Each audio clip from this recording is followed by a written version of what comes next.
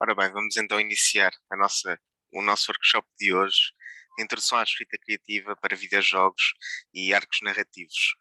Eu sou o Tiago Cruz, para quem esteve aqui já no workshop de ontem de criação de monstros, já conhecem um pouco de mim, mas vamos proceder também uma pequena apresentaçãozinha e até para começarmos a avançar um pouco e esperar também que as pessoas vão juntando, eh, que já está aqui a acontecer, eu vou ter que aprovar à medida que vamos continuando. Então, ora bem, este é um workshop de introdução à escrita criativa e arcos narrativos simplificados. Isto é algo que vai ser um workshop um pouco geral, em termos de informação vai ser mais teórico e que serve um pouco como introdução àquilo que é o enorme mundo da escrita para videojogos e para outros tipos de mediums. Um, e então vou começar por fazer a minha pequena apresentação.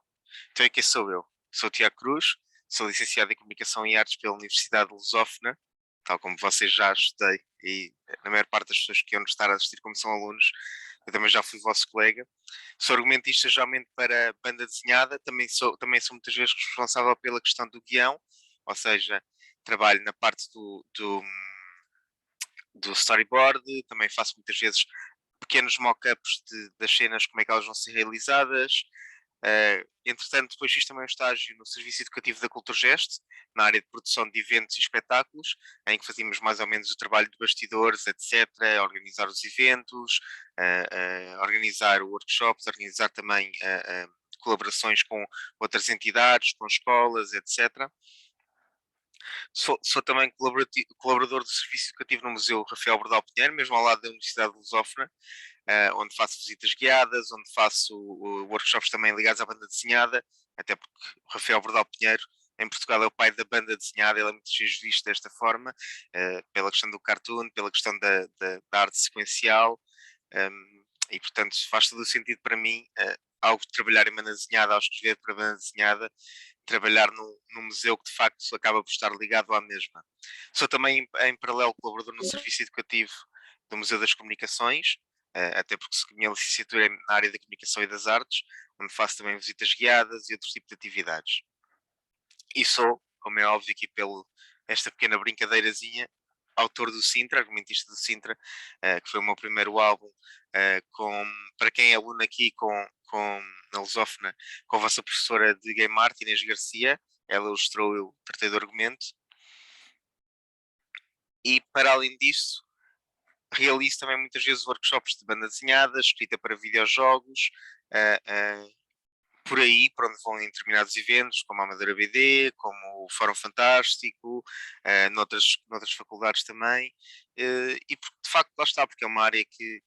eu gosto, é uma área à qual eu sempre estive ligada, e sem sombra de dúvida depois existe aqui toda a área dos videojogos, à qual eu também sempre estive ligado desde pequeno, não só num contexto de utilizador, de jogador, de me divertir, mas muitas mais vezes no sentido de tentar perceber como é que eles funcionavam, como é que eles eram feitos,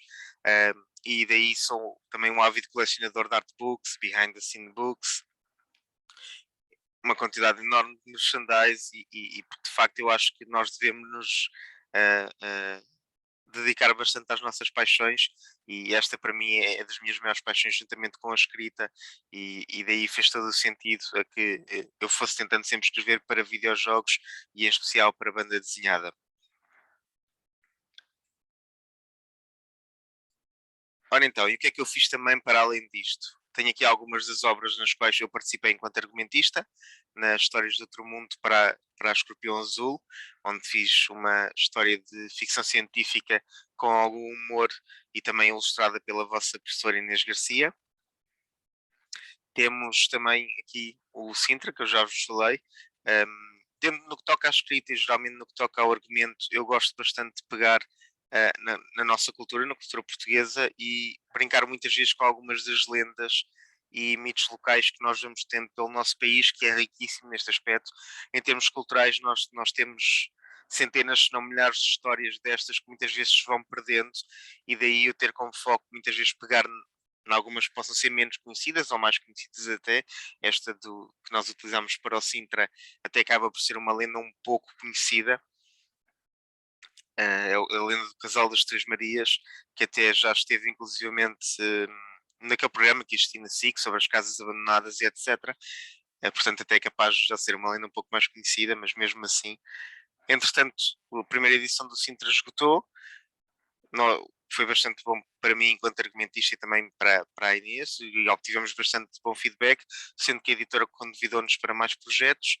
e participámos então na coletânea de Humanos, onde eu escrevi também uma curta, e geralmente eu tento em paralelo, enquanto para estes álbuns eu tento ter histórias mais associadas a toda esta mitologia portuguesa, a todo este folclore,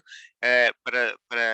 histórias mais curtas eu geralmente tendo a associar mais à crítica social, até aproveitando um pouco daquele trabalho que o Rafael Bordal Pinheiro fazia, ou muitas vezes até em termos de utilizar a poesia, etc. Em seguida, lançámos uma segunda edição do Sintra, que foi revista, foi melhorada, foi aumentada também em termos de caderno de extras. Por sua vez, também a impressão foi melhorada, etc. E foi continuar a ter também bastante bom feedback para nós, até que depois fomos convidados para participar na coletânea Legendary Horror Stories, lançada em conjunto com o Festival de Terror Motel X de 2019, onde também tive uma história curta com a Inês, e em paralelo também desenvolvemos, através de uma Game Jam, este Maravilha in Progress, que é um pequeno videojogo baseado na história de Marvila, e para quem também já esteve aqui na sessão de ontem, não vos há de ser desconhecido, sendo no qual eu também trabalhei no mesmo como argumentista. Atualmente tenho alguns projetos também a decorrer novamente na área da banda desenhada, com um álbum novo,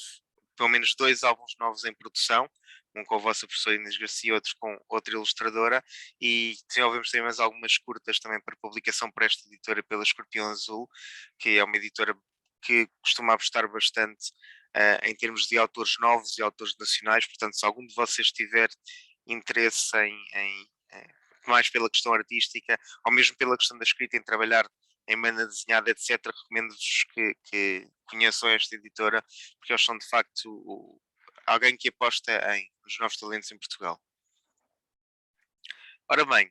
para falar um pouco daquilo que eu faço e para falar um pouco daquilo que é muitas vezes a escrita para videojogos ou para banda desenhada e para este tipo de meios, é sempre importante falar de referências. E como eu não, isto lá está, não é uma aula presencial, é um pouco mais difícil interagir com vocês, por isso eu vou começar a falar um pouco das minhas referências, e caso queiram falar algumas das vossas no chat, estejam à vontade para colocar aquelas sons que vos influenciam mais e participarem, porem questões, etc. As referências para a escrita, neste caso para mim e neste caso para a produção de banda desenhada ou videojogos, elas podem vir de qualquer lado. Eu tenho referências de bastantes criadores de videojogos, tenho referências de alguns argumentistas para séries e cinema, e tenho referências de alguns estúdios que fazem produção de anime e de mangá, porque acho que também são meios bastante importantes e são meios bastante preponderantes e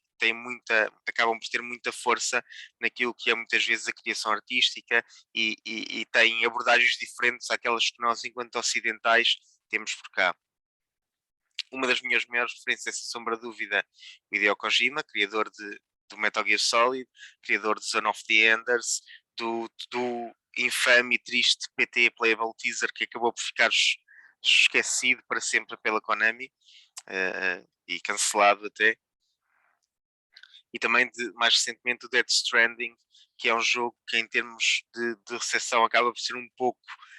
mais morno do que as outras obras anteriores, mas eu acho que tem um grande trabalho de ideia em termos de criação para o Hideo Kojima, e que acaba por mudar um pouco aquilo que é o paradigma dos jogos a que nós estamos habituados. Tenho também o Yoko Taro, criador de Drakengard, Nier Replicant ou Nier Gestalt, dependendo da versão que jogaram, e Nier Automata, ou também o seu título para mobile, Sin No Alice, que pega um pouco, lá está, nesta questão de determinados contos ou determinadas lendas, e dar-lhes uma roupagem completamente diferente, com base na estética que o Yoko Taro gosta. Tenho também Hidetaka Miyazaki, que é sem sombra de dúvida uma referência para mim, e que vai ter como referência outra referência que é para mim muito importante, que eu tenho aqui mais abaixo e que depois já irei falar um pouco disso. Hidetaka Miyazaki, criador do Armored Core, do Last Raven, Demon Souls, Dark Souls, que é sem sombra de dúvida o franchise mais conhecido que ele tem debaixo da sua alçada e com todo o seu cariz enquanto autor. O Bloodborne, também pertencente à série de Souls que ele criou, o Sekiro, e agora em produção o Elden Ring, tão esperado, que está por aí, que já de facto mexeu as medidas com tudo aquilo que foi revelado. Tenho também como referência David Fincher, um realizador que realizou filmes como o Fight Club, como o Seven, como o Zodiac ou como o Panic Room. O tipo de abordagem que ele geralmente costuma ter é algo que me interessa também em termos de narrativa, é algo que me interessa em termos de storytelling, esta forma de contar histórias, e portanto também é por isso que faz sentido tê-lo como referência para mim. E depois também, é assim como geralmente as minhas obras partem muito da estética do terror e de narrativas associadas a esta temática, tinha que ter sem dúvida um dos autores de terror mais conhecido e mais consensual, que é o H.P. Lovecraft, criador das Shadows over Innsmouth, por exemplo, o Ultar, uma história curta lindíssima sobre uma vila onde ninguém pode fazer mal aos gatos, e a sua criatura mais conhecida, o Cthulhu, o Call of Cthulhu. Tem também o realizador coreano, o Park Chan-wook, que escreveu e realizou filmes como Sympathy for Mr. Vengeance, A Lady Vengeance, Handmaiden e, sem sombra de dúvida, o seu mais conhecido, o Old Boy. Se gostam de histórias baseadas em vingança, este é um tipo de temática que este realizador aborda de uma forma muito boa e muito crua, portanto também eu recomendo. Tenho também aqui ao lado Kurt Sutter, é um realizador que escreveu algumas séries para televisão que eu gostei bastante, como The Shield. Escreveu também o Southpaw, um filme bastante interessante em termos de narrativa, a série Sons of Anarchy e o spin-off Mayans, da mesma série. No que toca depois a anime e não só, tenho sem sombra de dúvidas outra referência que eu acho que é incontornável, neste caso para mim, que é Hideaki Anno, criador de Gunbuster, criador de Fooly Cooly e, sem sombra de dúvida, da sua obra mais conhecida, Neo Genesis Evangelion, tal como o filme, o End of Evangelion, e os rebuilds, as sequelas, que terminaram há tão pouco tempo e que deixaram finalmente uma conclusão a esta obra que estendeu durante estas 2 décadas. Outra referência que para mim é sem sombra de dúvidas a mais importante é Kentaro Miura. Kentaro Miura, autor de Berserk, para mim a obra sem sombra de dúvidas que mais me influencia em termos de escrita, em termos visuais, uma obra publicada desde 1989 e que terminou abruptamente agora com o falecimento do seu criador, e ele, por sua vez, este Kentaro Miura é a grande influência também de Miyazaki para a criação visual e estética de todos estes universos de Souls, de Dark Souls, de Bloodborne, etc.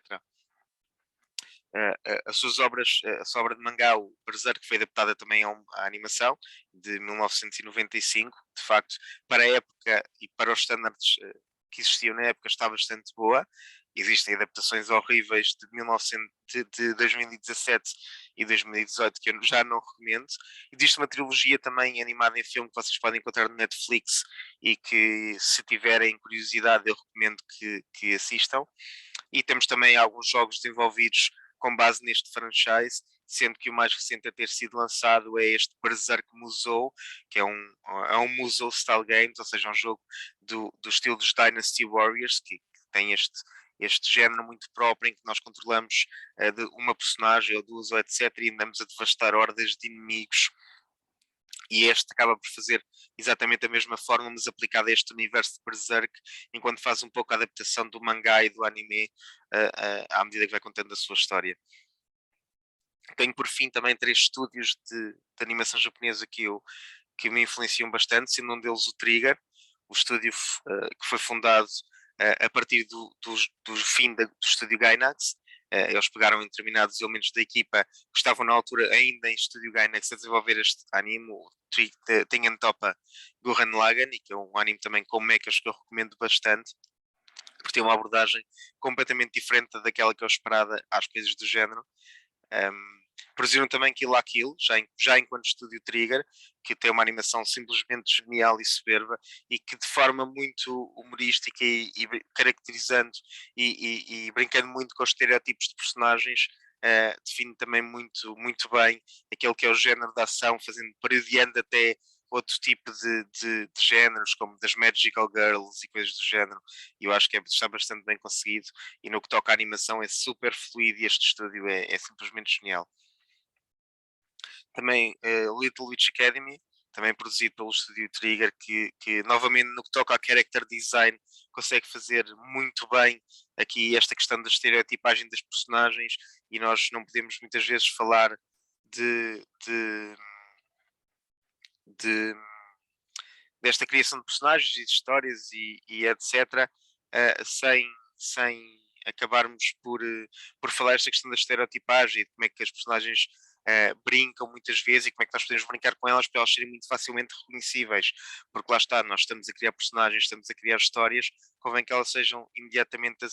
acessíveis ao público para que seja de fácil entendimento e de fácil leitura, para que haja bastante imersão. Também produzido por este estúdio, o Darling in the Franxx, foi uma coprodução com o estúdio A1 Pictures, também bastante conhecido em termos de animação japonesa. Mais recentemente, Brand New Animal, que também está disponível no Netflix ainda, se não me engano, e que eu recomendo se gostam de personagens associadas a estereótipos mais ligados à questão dos animais antropomórficos. Esta série brinca também muito com o género de conflito muito existente entre espécies, entre raças, etc. E tem um visual muito associado a toda a estética do synthwave, ou seja, no tipo de cores vocês conseguirão logo ver aqui azuis claros, roxos, neons, etc. Tem também aqui o estúdio Shaft, um estúdio de animação muito conhecido por estar associado a algumas das obras de Fate, em conjunto também com o estúdio ao lado. Madoka Mágica, que também é bastante conhecido dentro do género e desconstrói e faz um pouco aquilo que eu gosto, que é pegar em determinadas fórmulas e géneros que são mais conhecidos do público e dar-lhes uma roupagem completamente diferente e virar completamente aquilo que é a expectativa de quem está a ler ou a interagir com as minhas criações. Bakemonogatari, que é uma obra também muito bem animada e muito bem conseguida e que também brinca muito com aquela que é a mitologia, neste caso japonesa, mas associada aos yokais. E por fim o estúdio Fotabe, que também anima bastantes das séries de Fate, um franchise que eu gosto bastante, e este estúdio já por si acaba por ser um pouco a ponte entre a animação e entre o anime mais associado aos videojogos, sendo que este estúdio começou por fazer muitas cutscenes para videojogos conhecidos, o God Eater, por exemplo, é um dos exemplos, e eles também têm em paralelo um estúdio que faz animação direcionada para fazer adaptações destes videojogos para a televisão japonesa e para depois outros formatos que nós acabamos por conseguir ter cá no Ocidente, sendo que lá está a God Eater, Tales of Berseria, animou também uma das obras do Junji Ito, o Gyu. Junji Ito também é uma excelente referência para quem gosta de terror. E mais recentemente o Kimetsu, né, aí este Demon Slayer, que tem tido um sucesso enorme até com um filme que bateu imensos recordes de animação o ano passado no Japão e a nível global. Então vamos começar por falar desta questão aqui de pontos importantes para a criação de uma narrativa, para a criação de uma pequena história curta e daquilo que são muitas vezes aqueles pontos que nós não conseguimos não abordar quando estamos a criar algo e a fazer uma história. Então, inicialmente temos este setting, o setting acaba por ser um, esta parte que vai acabar por definir toda a obra, onde é que a obra decorre, onde é que as coisas funcionam, como é que vai ser esse determinado universo onde nós vamos contar a nossa história, como é que as coisas vão funcionar, e o setting acaba por definir um pouco tudo o resto. Se nós estivermos a pensar, por exemplo, numa história em que o setting é medieval, nós à partida já vamos definir um pouco aquela que é a estética da história que nós estamos a criar, já vamos definir um pouco como é que são os personagens, já vamos definir um pouco quais são os elementos culturais que acabam por definir aquelas mesmas aquelas mesmas narrativas, aquelas mesmas personagens, aqueles grupos que vamos encontrar, e até podemos inicialmente depois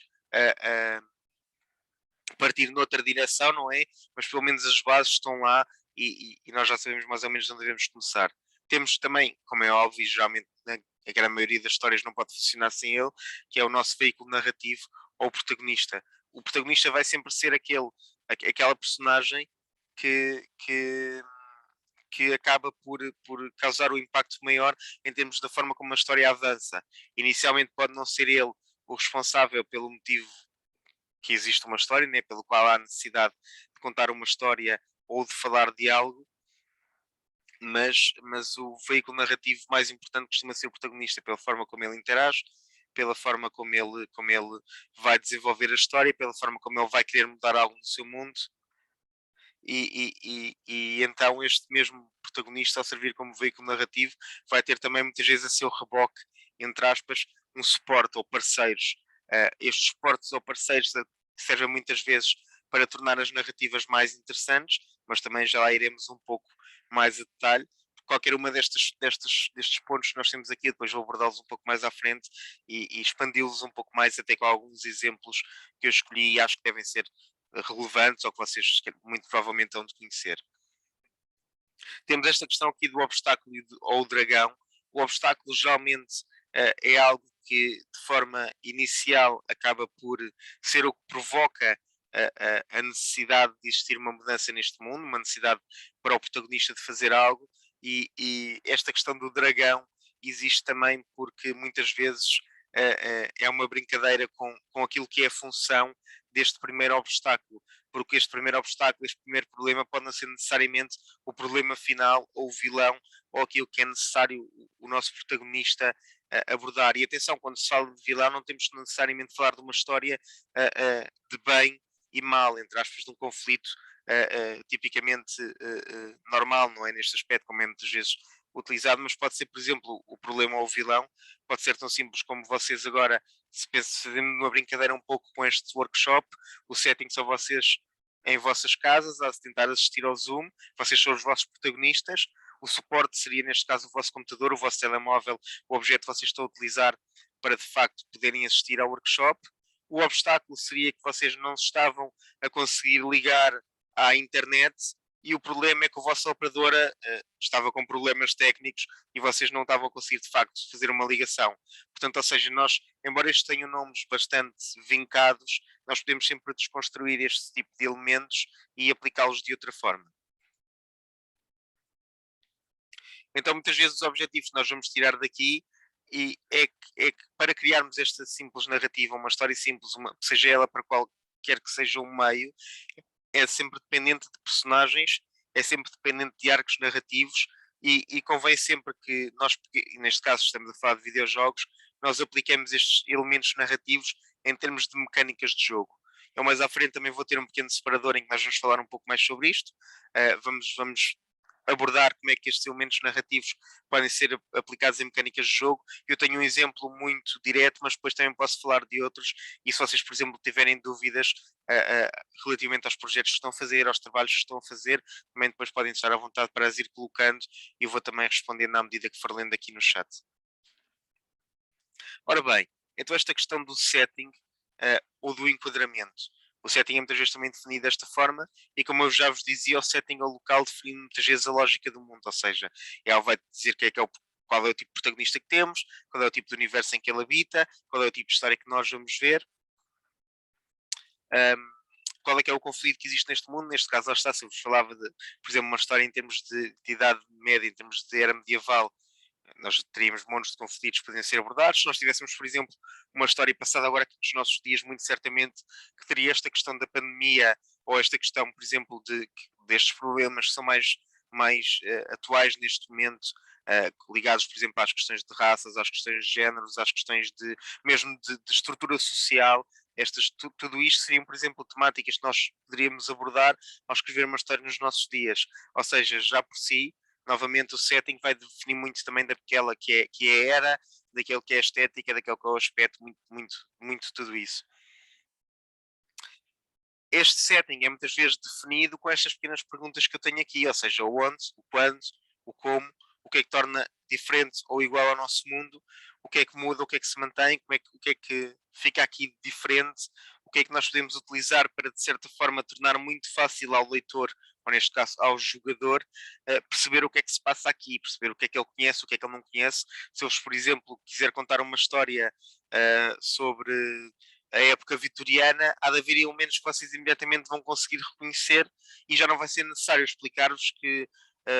eles vestiam-se desta forma por causa disto, ou eles tinham este tipo de precauções porque a peste existia, etc. Utilizarmos muitas vezes este tipo de elementos serve também, lá está, novamente, para retirar um pouco de trabalho de explicação, porque lá está, se nós estamos a criar um medium, como é, por exemplo, a banda desenhada, como é uma narrativa, como é um videojogo, se nós tivermos que ter a cada 5 segundos ou a cada 5 minutos um painel gigante de texto a explicar tudo, isto vai quebrar aquilo que é o ponto mais importante, em especial para mim num videojogo, que é a imersão. Portanto, convém que ao utilizarmos alguns destes settings mais identificáveis, nós aproveitemos isso mesmo para não ter que estar a perder muito tempo a fazer aquilo que se chama de exposição ao observador, ao jogador, ao leitor, etc. O setting também lá está, tem a ver muitas vezes com o tipo de temática, e é por isso é que eu tenho aqui este pequeno memezinho dos Conflicts in Literature, em que eu tenho primeiro inicialmente aqui associado ao anime e depois vou ter também aqui associado a videojogos, e que fala muito também das épocas em que nós estamos e da forma como nós estamos a escrever em termos de temática para um videojogo ou para uma obra, ou seja, quer seja uma narrativa clássica, uma narrativa moderna, pós-moderna, e nas clássicas nós temos então aqui os três conflitos muitas vezes mais abordados, ou seja, o homem contra a natureza, o homem contra outro homem, ou o homem contra a existência de Deus, ou seja, o homem que questiona Deus. Na literatura moderna nós temos a ter muitas vezes mais a questão do homem contra a sociedade, o homem contra ele próprio, ou seja, na questão da descoberta, na questão do seu próprio conflito interior, ou então o homem contra o conceito da existência de não existir Deus, ou seja, como é que o homem se comporta numa situação destas. Na questão do pós-moderno, e já vamos entrar um pouco mais naquilo que é a nossa época, não é? O pós-modernismo, temos muito mais a questão do homem contra a tecnologia, o homem contra a realidade, ou muitas vezes no caso, e aqui com o exemplo de Berserk, o homem contra o autor, ou seja, a personagem que se posiciona, e é um bocado aquilo que funciona também a nível da narrativa dos jogos de Dark Souls, em que nós estamos sempre contra o criador do jogo, quase, não é? E é o que é muitas vezes abordado neste tipo de temáticas. Novamente, regressando à questão do setting, o mundo define os seus protagonistas e os seus vilões, ou seja, novamente, a cultura que nós estamos a representar na nossa história vai definir muito disto, vai definir muito aquilo que nós achamos que está certo e aquilo que está errado, da forma que eles têm em termos de aspecto, em termos de características psicológicas, etc. Novamente, também aqui com exemplos para videojogos, esta questão que eu vos falei dos conflitos na literatura, tendo aqui exemplo do Far Cry Primal, Homem contra a Natureza, Homem contra Homem no Call of Duty e jogos do género que sejam de guerra, Homem contra Deus no caso do Prey. Já no caso do Postal temos um jogo que é muito mais crítica social, daí brincar mais com esta questão do homem contra a sociedade. O Spec Ops The Line é um título que é um pouco underrated e acabou por passar um pouco muito por baixo do radar, mas é um título que eu recomendo bastante e que brinca muito com esta ideia do homem contra ele próprio, ou seja, de questionar as suas próprias ações, o ponto de vista da história e também muitas vezes mostra e ajudar-os a ouvir este conflito, em que nós, por exemplo, ao vermos o ponto de vista de um protagonista, nós achamos que a realidade é aquela, mas vimos essa mesma história contada pelo ponto de vista de alguém que está nas sidelines, alguém que está de fora, alguém que está a observar, se calhar a história será completamente diferente relativamente a estas ações e àquilo que de facto se passa e é feito pelo protagonista. O homem contra a não existência de Deus, o Doom é um excelente exemplo disso, em que o homem não conta com Deus para a realização do que quer que seja naquele universo, e então é este protagonista do Doom, o Doom Guy, que vai tentar resolver toda esta crise que existe. Já nos pós-modernos temos o caso do System Shock 2, em que nós temos que lutar contra uma AI altamente avançada e tecnológica que quer de facto destruir totalmente tudo. Temos a questão do homem contra a realidade, e que o Stalker, aqui pegando naquela questão da crise de Chernobyl, a crise de radiação dos reatores nucleares que explodiram, etc. Podemos aqui também ter esta questão do homem contra a realidade, inserir a personagem numa realidade que nos é conhecida, ou então no Serious Sam, que funciona um pouco como, neste caso, como a estética de Dark Souls em termos de gameplay, funciona também como o homem contra o autor, ou seja, o Serious Sam o Sam é colocado sempre em situações adversas por parte do criador do jogo, que nós, enquanto jogamos com ele, temos que as tentar resolver e temos que tentar acabar com elas e etc. Novamente, no setting ou enquadramento, temos que perceber qual é que é o objetivo da nossa narrativa, o que é que nós queremos contar com esta história, o que é que nós queremos dizer, o que é que nós queremos mostrar. Qual é que é a verdade, por exemplo, estabelecida ao protagonista, qual é que é a verdade estabelecida neste mundo. E aqui eu, quando falo de verdade, muitas vezes quando nós estamos a falar de escrita, quando estamos a falar de narrativa, é muitas vezes utilizado este termo da verdade. E a verdade está associada ao quê? A verdade está associada a algo que nós colocamos como sendo uma regra ou uma lógica interna de um determinado mundo. Por exemplo, para nós a nossa verdade é que se nós saltarmos da janela não conseguimos voar. Por exemplo, tendo um exemplo super, super básico. E o que é que o protagonista então vai acreditar-se? Naquela que é a lógica do mundo, ou então pode acreditar numa completamente diferente, até que vai ser confrontado com aquela que é a verdade, entre aspas. Por isso é que ela é muitas vezes chamada como verdade, este tipo de lógica. Qual é que é a mentira que o protagonista, na sua busca por esta verdade, ou ao descobri-la, vai revelar, o que é que ele vai expor, o que é que ele vai contar, o que é que ele vai descobrir para ele próprio, ou o que é que ele vai mostrar a outros personagens através da sua interação neste mundo.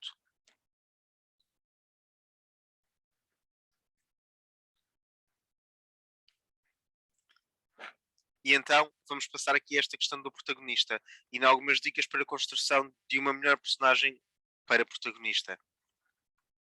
Uma das formas mais fáceis e mais interessantes para nós desenvolvermos uma personagem e defini-la logo muito bem à partida, mesmo sem a escrever totalmente, é pensar, por exemplo, em termos de valores, o que é que esta personagem nunca sacrificaria, ou seja, o que é que esta personagem acha que é a coisa mais importante que tem, quer seja em termos de moral, quer seja em termos de bens, quer seja em termos de pessoas, o que é a coisa mais importante para ela. Se nós, por exemplo, pensarmos até aqui no exemplo do Kratos, o valor que Kratos tem associado à família e ao próprio eu é aquilo que acaba por ser as coisas que ele mais tenta aqui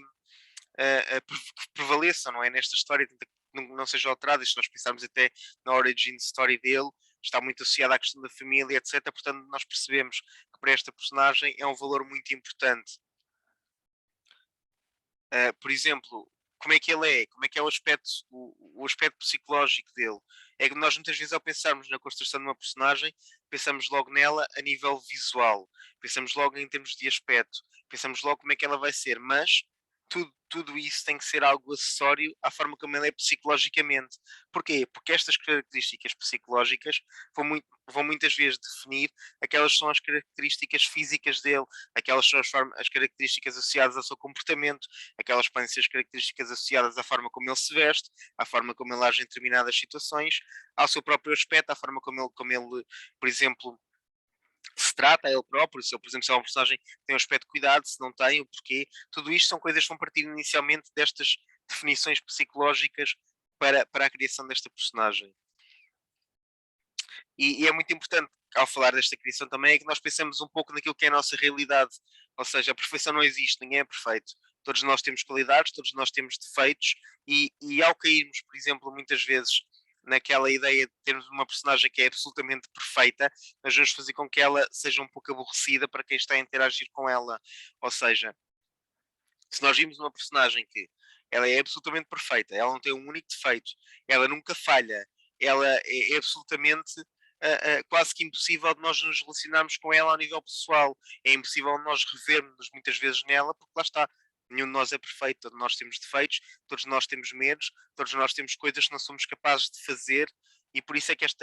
existe muito esta questão de tentarmos fugir um pouco da perfeição e tentarmos criar personagens mais humanos que nos reflitam, porque isso também ajuda depois, e em especial nos videojogos, existe uma questão de interação muito mais empática, ou seja, existe muito mais empatia. Isto porquê? Se eu não conseguir sentir empatia relativamente a uma personagem que eu estou a ler, ou estou a ver num filme, ou estou a utilizar para jogar, se acontecer alguma coisa de mal, se eu não tenho empatia por ela, eu não me vou preocupar, eu não vou ficar emocionalmente chateado com a situação, ou frustrado, ou etc. Portanto, é assim, uma das regras que muitas vezes eu até costumo sugerir muitas vezes, além de não os tornarem perfeitos, é muitas vezes até quando criam uma personagem, para cada duas qualidades atribuem um defeito. Não tem que ser necessariamente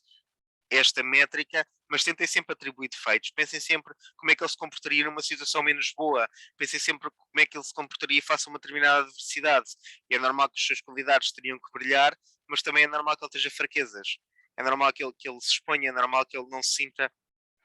e não reaja da melhor forma a determinados tipos de eventos, lá está, associados àquelas coisas que têm maior valor para ele. Outra questão também bastante importante para as personagens, em especial em mediums como os videojogos ou mediums mais interativos, é esta questão dos cinco sentidos. Nós muitas vezes, para passarmos àquele que é o nosso jogador, àquele que é o nosso leitor, etc., aquilo que as personagens sentem, nós devemos utilizar os seus sentidos. Por exemplo, ou entrarmos num ambiente de terror, por exemplo, se pensarmos num jogo como Silent Hill, ou pensarmos num jogo como o Soma, ou etc., as nossas personagens, se forem vistas em especial na terceira pessoa, elas têm reações associadas aos seus sentidos. Ou seja, o escuro, tentar, por exemplo, ver o que é que se passa, a questão, por exemplo, e no caso do terror é muito utilizado, a questão dos cheiros nauseabundos de cobrirem a cara. Tudo isto são coisas que, embora sejam visualmente muito pequenas, tem um impacto para nós enquanto jogadores de muito facilmente percebermos o comportamento que elas têm e percebermos o que é que está a passar em termos de determinadas interações com cenários, em determinadas interações da personagem com seus ambientes, com outras personagens, etc. E tudo isto são pequenos detalhes, são quase microexpressões, se preciso, a expressão da cara ao ver determinadas coisas, etc., que depois dão, em termos de imersão, um pulo enorme na forma como nós depois vamos conseguir relacionar e vamos ter leitura deste medium que estamos a utilizar, em especial no caso dos videojogos. É importante depois também ir a esta questão do setting, pensar novamente nesta parte da lógica interna, mas associada ao protagonista, ou seja, um protagonista numa época medieval, ele terá que fazer sentido dentro dessa época. A não ser que nós estejamos, por exemplo, já a falar de uma história com viagens no tempo, etc. Mas isto já são outros 500, entre aspas. Esta personagem por si vai ter que fazer lógica com o ambiente em que nós a estamos a inserir, não é? Ela vai ter que fazer sentido tendo em conta a regra que nós estamos a colocar naquele mundo, ela vai ter que sentido tendo em conta toda a lógica que nós estamos a expor, vai ter que fazer sentido geralmente com os outros personagens, ou seja, e estas questões todas, novamente, vão ter a ver com este setting, que também vai definir, como eu já vos dizia há pouco, o problema que ela vai ter que enfrentar, ou seja, o seu problema, o seu backstory, de onde é que ele vem, para onde é que ele vai, o que é que acontece aqui. Novamente, voltar a esta questão dos defeitos, voltar a esta questão de atribuírem defeitos a personagens, torná-las credíveis, torná-las humanas, baseá-las em pessoas que vocês conhecem, baseá-las em vocês próprios, etc. Mas tentem sempre não ter uma visão completamente idealizada das coisas, porque é sempre normal que nós, ao representarmos-nos a nós próprios ou aqueles que nós gostamos, vamos sempre tratá-los de uma forma muito perfeita. Mas é muito importante nós termos esta questão dos defeitos e das falhas, porque são aquilo que define as nossas personagens como humanas e as tornam muito credíveis. Indo então para esta questão aqui das transformações e dos arcos narrativos. Os arcos narrativos existem bastantes fórmulas para a criação dos mesmos. Eu no final até tenho alguns livros que vos posso recomendar e que deixo aqui num dos diapositivos, mas muitas vezes o que acontece é o seguinte: os mais utilizados são estes três, e em especial para protagonistas, em que nós temos então o arco narrativo de transformação e mudança, em que eu até tenho aqui como exemplo o Berserk, temos o arco narrativo de transformação e corrupção, que é um arco semelhante ao de mudança, mas enquanto a mudança é positivo, este é negativo. E temos o flat character art, que eu tenho aqui como exemplo o Son Goku de Dragon Ball, que é uma personagem extremamente flat, e isto não é necessariamente negativo. Muitas vezes nós, quando falamos, a personagem é flat, nós temos aqui, estou aborrecido, mas as coisas não são bem assim e não são assim tão simples quanto isso. Eu vou falar um pouco mais neste sentido. Nesta questão do arco de transformação e mudança, vocês já ouviram certamente falar desta viagem do herói, em que temos uma personagem que a personagem se eu preciso, é simplesmente um rapaz normal, de uma aldeia qualquer, de uma cidade qualquer, que é confrontado com um problema gigante, ou com um vilão, ou com uma crise que vai destruir o universo, ou o mundo, ou a sociedade, e ela é forçada a deixar de ser um rapaz normal para descobrir quais é que são as suas características ou os poderes que ele tem. Não temos necessariamente de estar a falar de superpoderes, mas fazem com que ele se autodescubra e cresça enquanto personagem para ir resolver o problema que tem em mente, para ir resolver o problema que tem pela frente, e faz que então lá está, que existe uma transformação e uma mudança, ele é positiva. Ou seja, quando começa a história ele é possivelmente uma pessoa comum como qualquer outra, mas quando acaba ela está elevada ao estatuto de herói. Se nós pensarmos até na própria história do Hércules, ela é que muitas vezes define esta questão da viagem do herói, ou até mesmo da própria Odisseia, em que nós temos um crescimento da personagem de um estatuto para o outro, de um patamar para o outro, ou seja, há uma evolução positiva. Já no caso desta transformação e corrupção, desta transformação e mudança negativa, é o inverso deste exemplo anterior. E até utilizando aqui Breaking Bad como exemplo, nós temos um protagonista que até é novamente um cidadão normal, é deparado com um problema que tem em mente e como é que ele vai lidar com ele.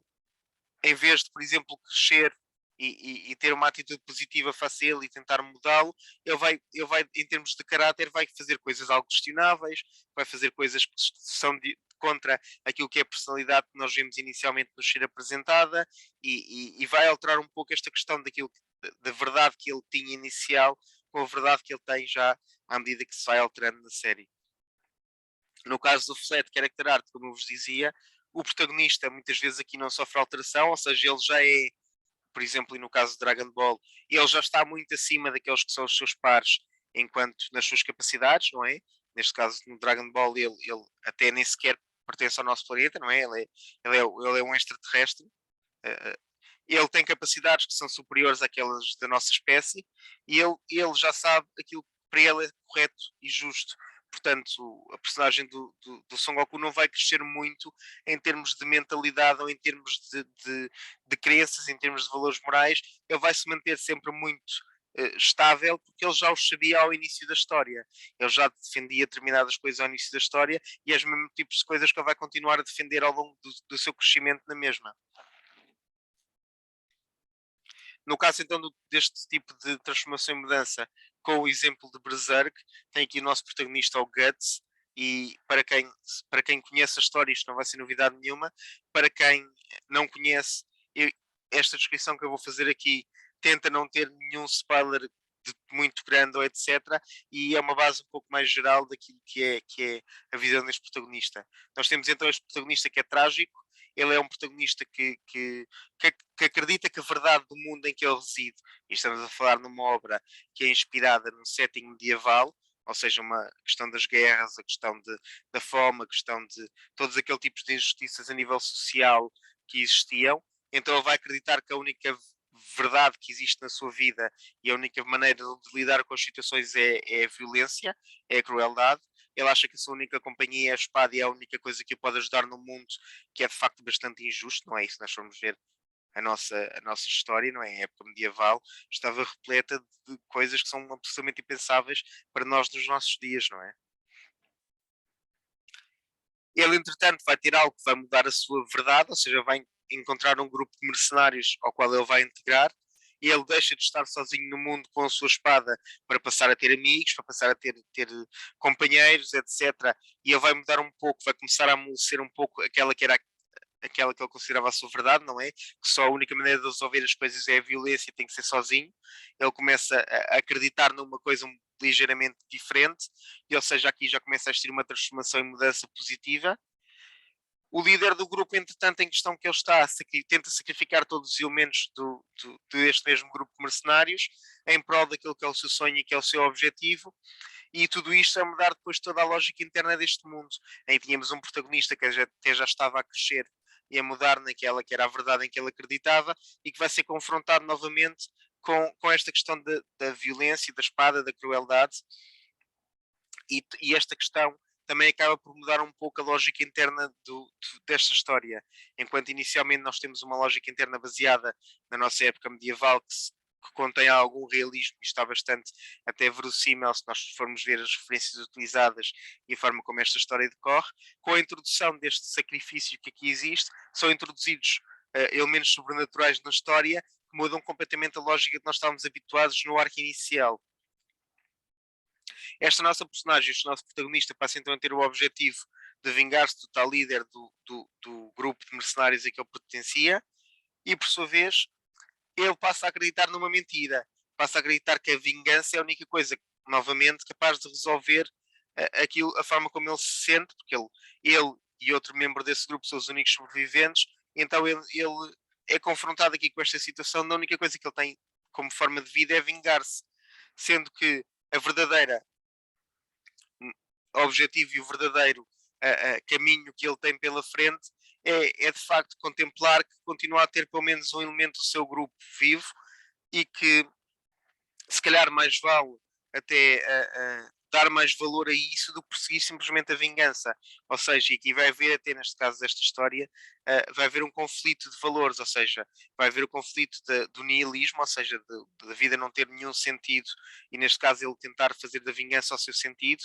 até que vai ser confrontado com este valor do existencialismo, ou seja, valores filosóficos, em que ele de facto tem um motivo para viver, ele tem a sua companheira que sobreviveu e ele se calhar faria melhor para si mesmo em dedicar-se também a esta coisa que lhe resta de positivo do que focar simplesmente naquilo que é o negativo e naquela que era a verdade que ele inicialmente acreditava. Já no caso de Breaking Bad, vamos ter o reverso, vamos ter esta personagem de Walter White, que é um professor, ele era um professor de química, ele é deparado com um conflito de valores, ou seja, ele é confrontado. Desculpa. Ele é confrontado com um problema de saúde, ele descobre que tem cancro a nível terminal, e o que é que acontece? Ele não tem grandes hipóteses de cura, e o seu objetivo passa por tentar deixar à sua família algo para que eles possam subsistir, algo para que eles possam ter dinheiro, ter uma maneira de subsistência, mesmo com a morte dele e com a sua partida. Mas o que acontece? Ele lá está, é um professor novo, completamente normal, tem o seu família, etc. E o que é que vai acontecer aqui? Ele vai conhecer um dos seus ex-alunos, vai se encontrar com ele e descobrir que ele está associado ao tráfico de droga e que com os seus conhecimentos em química ele muito facilmente conseguiria produzir este tipo de droga para enriquecer de forma ilícita e muito rápida e ter um excelente pé de meia para deixar à família. Ou seja, embora ele parta aqui de um, de um bom coração, não é? Ele quer deixar a família bem, sabendo que vai morrer. A forma como ele vai tentar fazer é algo questionável em termos de valores morais. E isto vai fazer com que ele, muitas vezes, se choque com aquela que era a pessoa que ele era, não é? Um cidadão cumpridor, normal, cumpre lei, etc. Para alguém que está a ter aqui, sei lá, uma visão um pouco mais maquiavélica de como lidar com a situação e que vai fazer com que ele passe para o outro lado da lei e isto choca com aquela que é a personagem que nós inicialmente conhecemos para ter uma personagem lá está, que está em transformação e mudança, mas para corrupção, não está a se tornar corrupto. A mentira aqui que existe é que esta personagem, ao invés de, por exemplo, o exemplo anterior, ele começa a acreditar na mentira. Ou seja, a mentira que ele acredita é que ele, por ser um cidadão que inicialmente era um cidadão cumpridor e era um cidadão de bem, ele acredita que está em cima da lei e não é igual a todos os outros criminosos e todos os outros vendedores de droga e etc. que existem no meio. Ele acha que não, como veio de bem, ele tem uma ação nobre, ele está a fazer. Está a cometer crimes, ele está a pôr vidas em risco, ele está a fazer tudo o resto que os outros fazem, mas ele acha que não, como ele tem um bom objetivo, tem um bom coração, tem um bom fundo, ele é incorruptível e não é sujeito a ser comparável com todas as outras personagens que ele acha que são quase a escória da sociedade. O problema é que a verdade é que, embora ele ache que está numa nobre jornada para resolver esta situação toda, não é de facto algo que se passa. O que se passa é que ele está a tentar, ele sente-se de certa forma algo injustiçado por ter sido sempre um cidadão cumpridor, etc., e não ter sido nunca recompensado de certa forma por isso. Ele era o tipo de pessoa que não arriscava, ele era o tipo de pessoa que, devido à sua inação, ficou sempre estagnado, e ele então, agora que vê que vai morrer e não tem a oportunidade de fazer mais nada, quer se rebelar e então vai fazer todo este tipo de crimes e etc., para até de certa forma muitas vezes associado a encher o seu próprio ego, a sentir-se bem com ele mesmo. Aqui, por fim, tendo em conta estes três tipos de arcos narrativos mais comuns que eu vos falei, aqui no Flat Character Arc o que vai acontecer e neste caso aqui com o personagem de Son Goku, Dragon Ball Z, Dragon Ball normal, Super, o GT já não falamos disso aqui porque o GT não existe, não queremos saber do GT. E é um protagonista que já de si é herói. A personagem, quando nos é apresentada, ele vive longe da civilização, vivia com uma memória do seu avô, ou seja, tal bola de cristal, e ele já tem valores muito nobres que o seu avô, enquanto o criou, lhe incutiu, ou seja, ele já acredita naquilo que sempre vai acreditar, que é estes valores da igualdade para toda a gente, de as coisas, o bem ser praticado, de não ser injusto só porque é mais forte para com os outros. Um, e então o que acontece é que enquanto ele vive lá sozinho neste, neste, nesta floresta, vai aparecer uma outra personagem, e é aqui que depois vamos falar um pouco desta questão dos flat character arcs, é que vai haver uma personagem que vai fazer com que ele tenha uma necessidade de partir numa viagem, tenha uma necessidade de mudar algo. É a personagem da Bulma, que vai dizer que aquela memória que ele tem do seu avô, esta bola de cristal, quando reunida com outras seis, permite realizar qualquer desejo.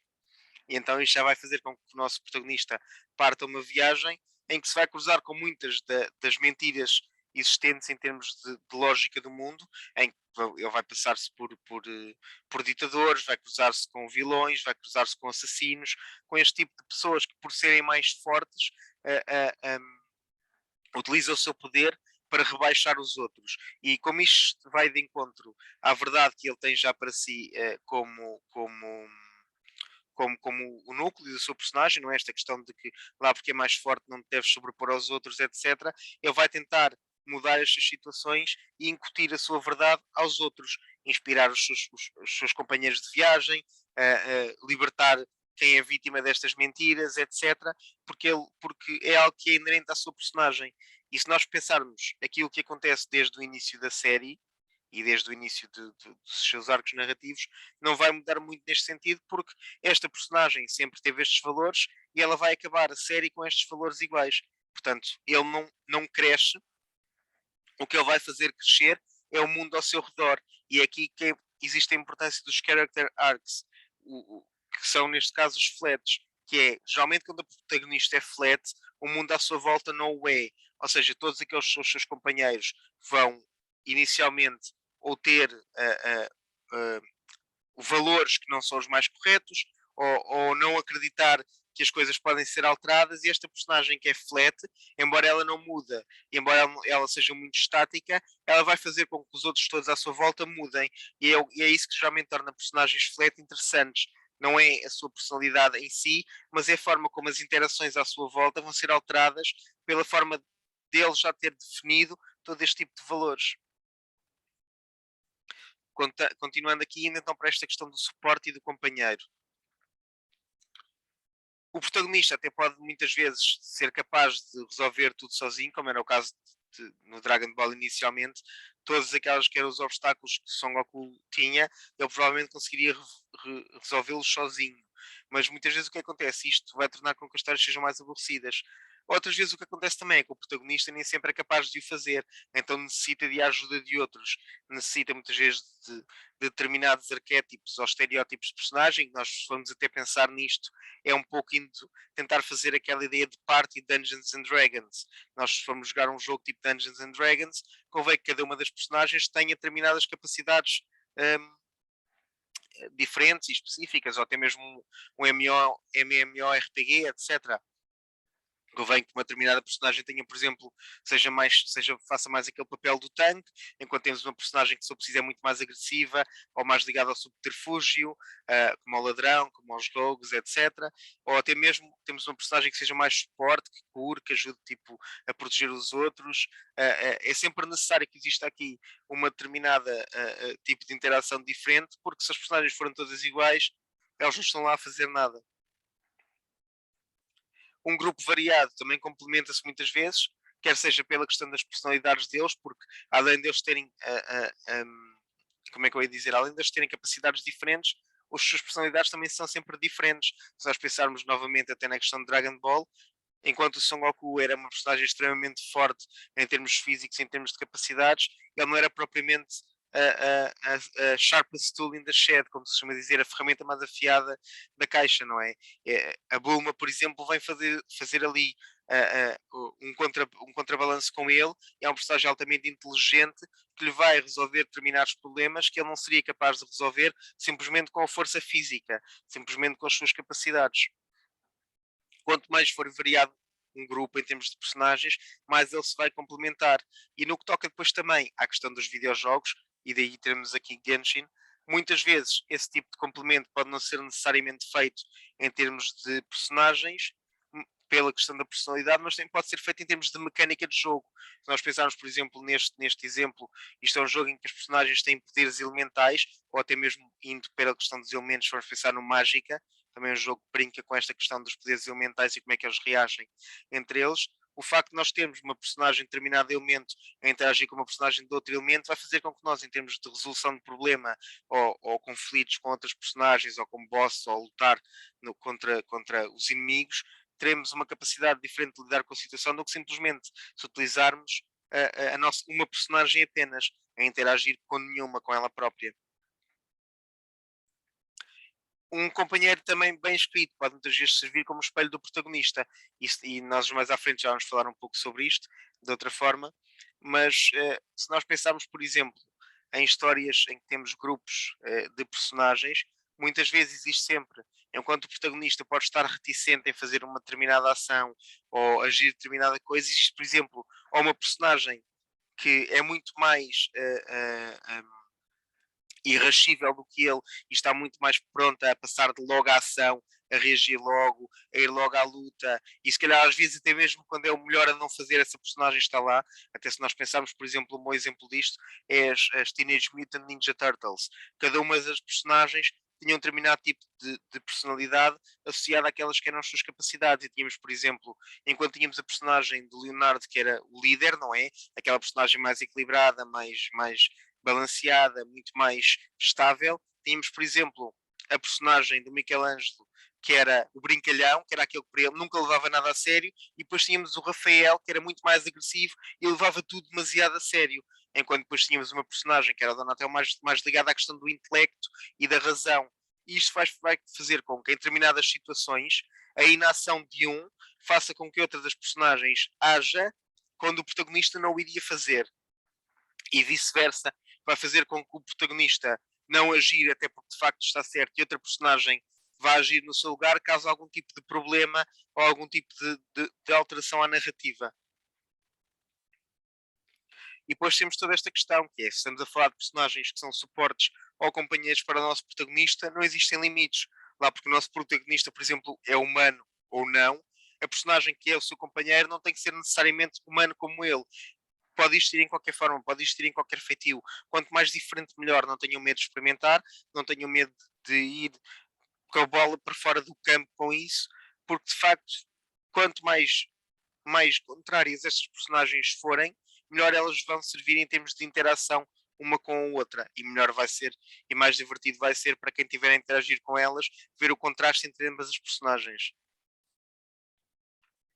Já nos exemplos para os tipos de suporte, continuando com os três grandes exemplos que eu falei de Berserk, Breaking Bad e Dragon Ball, nós temos, por exemplo, no caso de Berserk, esta personagem que é a Shirk, que é uma pequena bruxinha, que vai logo à partida em termos de aspecto contrastar totalmente com o nosso protagonista. O nosso protagonista é um homem alto, um homem altamente forte, musculado, com um aspecto bastante agressivo, com um aspecto bastante violento até, muito irascível na forma como age, muito bruto, muito brusco, enquanto que esta personagem já tem um aspecto muito mais fofinho e muito mais querido, até com uma pequena mascotezinha, com uma pequena fada que a acompanha, que novamente vai fazer todo o contraste naquele que é o grupo que o nosso protagonista acaba por ter mais tarde. Esta personagem não difere do protagonista não só na questão do aspecto, difere também na forma como ela vê o mundo. Por ser uma personagem que vem de um ambiente muito mais associado à magia, etc., vai contrastar com uma personagem como o nosso protagonista neste caso, que vem muito mais associada à força bruta, ao combate, à guerra, à violência. Ou seja, novamente, não só brincar com os personagens em termos de aspectos, brincar também muitas vezes com os pontos de vista, com as suas histórias de base, com a forma como eles vão ver o mundo, que vai fazer que exista também conflitos muitas vezes entre o próprio grupo de personagens que nós temos aqui dentro da nossa história. Esta personagem é sempre introduzida na história muitas vezes para fazer um contraponto, até porque nós muitas vezes, lá está, numa história bem desenhada ou num videojogo, nós conseguimos muitas vezes saber o que os personagens pensam através da forma como essa desinformação nos é descrita. E esta personagem vai acabar muitas vezes por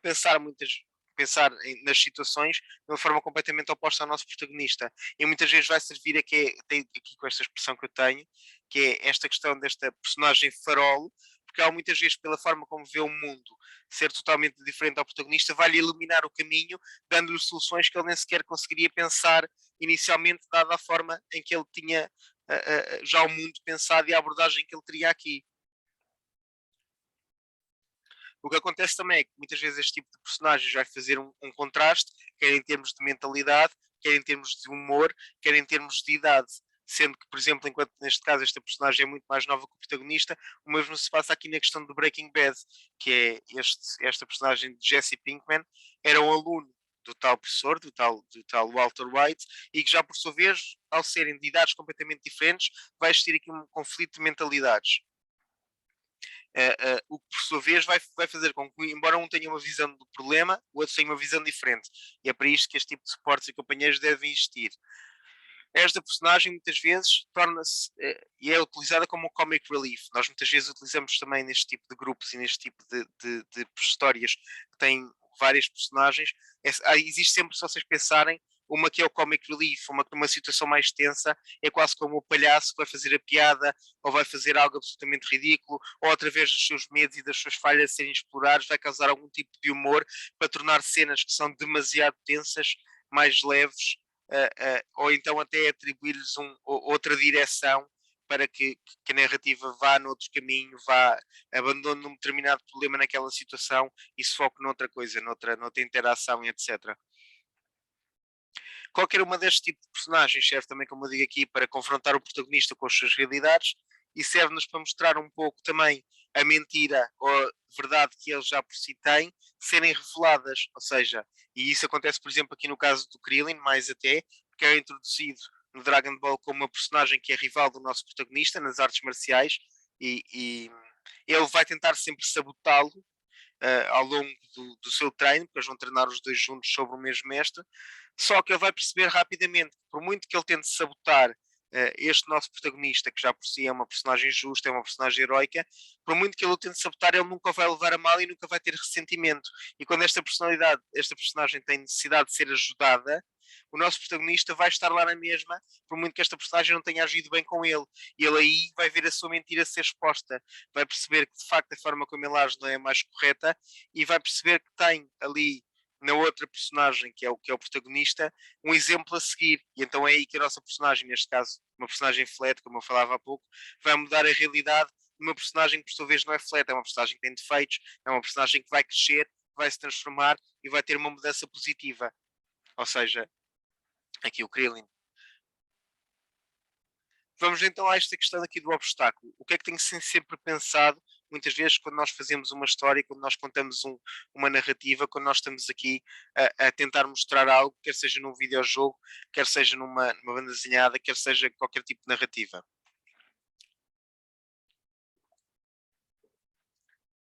Estes obstáculos são que vão servir para bloquear o caminho do protagonista e fazer com que ele tenha necessidade de agir. Por exemplo, voltando à questão de Dragon Ball, a necessidade de recuperar as 6 bolas de cristal que faltam. No caso até aqui no Breaking Bad, a questão de fazer dinheiro para a família, etc. O que é que está a impedir o protagonista de chegar ao objetivo que ele quer? E nós muitas vezes pensarmos, e olhamos aqui para a imagem que eu pus aqui como exemplo, se nós pensarmos que o sucesso e o falhanço são uma estrada em que simplesmente a pessoa vira para a esquerda e falha, ou vira para a direita e tem sucesso, as coisas vão ser altamente aborrecidas, porque o protagonista então vai logo, se tomar a decisão certa, chega logo àquele que é o sucesso e pronto, acabou-se a história. E isto acaba por tornar a narrativa nada interessante. Se nós pensarmos nas histórias que nós gostamos, muitas vezes elas estão cheias de contratempos e acabam por ser muito mais semelhantes a esta estrada que nós temos aqui, cheia de contracurvas, cheias de falhanços, cheias de acidentes, cheias de estradas que acabam e afinal não são estas. Porquê? Porque uma boa narrativa, uma boa história, vai estar sempre a causar obstáculos e dificuldades àqueles que são os nossos protagonistas. E um bom videojogo vai fazer o mesmo. Se o nosso videojogo for simplesmente a personagem que tem que chegar ao fim do tesouro e nós começamos a jogar e só escolher a porta da direita ganha e escolher a porta da esquerda perde e não é mais nada, o jogo não vai ter grande piada. Porquê? Porque nós escolhemos logo a solução correta e até pode acontecer por sorte,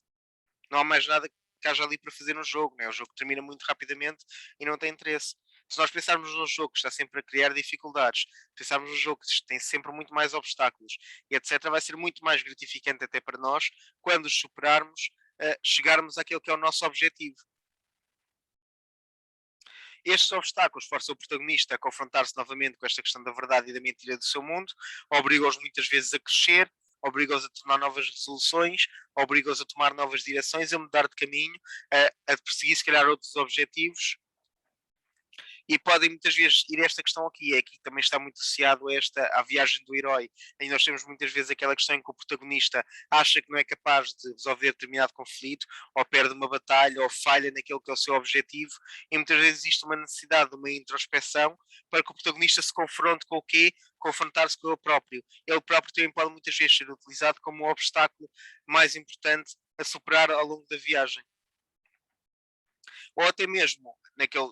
naquele estereótipo muito utilizado para as questões de fantasia, em que é necessário obter um determinado artefacto para nós conseguirmos superar o vilão ou o obstáculo. É necessário ir a um determinado local, buscar determinada personagem, juntar esta personagem nova ao grupo, porque sem ela nós não vamos conseguir passar determinada área ou resolver determinado conflito. Portanto, este tipo de obstáculos não tem que ser necessariamente obstáculos apenas a nível de cenário ou a nível de problemas que surgem para resolver, mas podem ser obstáculos associados a adquirir um determinado objeto, resolver um determinado conflito com o próprio grupo ou com ele próprio, ou adquirir uma determinada ferramenta que vai servir para resolver outro tipo de obstáculo que nos surge. Temos também até muitas vezes fatores externos que podem servir como obstáculo, como os rivais, outros antagonistas, e é aqui que entra esta questão daquilo que eu falava do dragão. O obstáculo ao dragão tende a ser chamado desta forma porque era um estereótipo muito utilizado até muitas vezes na fantasia de, embora nós tenhamos um vilão principal, o castelo do vilão é guardado por um dragão. Ou seja, este dragão é um obstáculo que não é necessariamente o vilão. E se nós pensarmos até aqui na questão do League of Legends, o grande objetivo que nós temos é derrotar o Nexus adversário, a equipa adversário. Mas todas estas personagens, o Dragon, o Baron, etc., os campos aqui dos buffs, o Craig, servem sempre para serem obstáculos para nós, que nós ao conseguirmos lidar com eles e resolvê-los, vamos ter maior capacidade de lidar com o problema que nós queremos de facto resolver, que é destruir o nexo adversário. Ou seja, estes obstáculos estão cá, podem ser até, de certa forma, obstáculos que nós não somos obrigados a confrontar-nos com eles, mas se resolvermos fazê-lo, vamos ter algum mérito com isso e vamos ganhar alguma coisa com essa situação. O que diferencia também o dragão do vilão é que muitas vezes estas personagens que são chamadas de dragões tendem a ter um código de honra, tendem a não estar a fazer as coisas necessariamente porque são más, tendem a acreditar numa mentira que, por exemplo, foi criada pelo verdadeiro vilão da história e eles acreditam naquilo, então é por isso que o seguem. E um dos dragões mais conhecidos até da história do cinema é o Darth Vader. E o Darth Vader aqui serve como dragão porque o Darth Vader, o vilão principal da primeira trilogia inicial de Star Wars, é o Imperador, não é o Império, e o Darth Vader surge ali como aquela personagem que é enviada por este Imperador para resolver os seus conflitos. Ele não tem propriamente maldade, ele passou a acreditar em determinados valores que o vilão lhe mostrou, ele foi corrompido, mas ele tem um código de honra. Ele não está simplesmente a fazer as coisas, ele não está simplesmente a matar planetas por diversão. Ele tem um código de honra que diz que aquilo que ele está a fazer é correto, então não é necessariamente malévolo.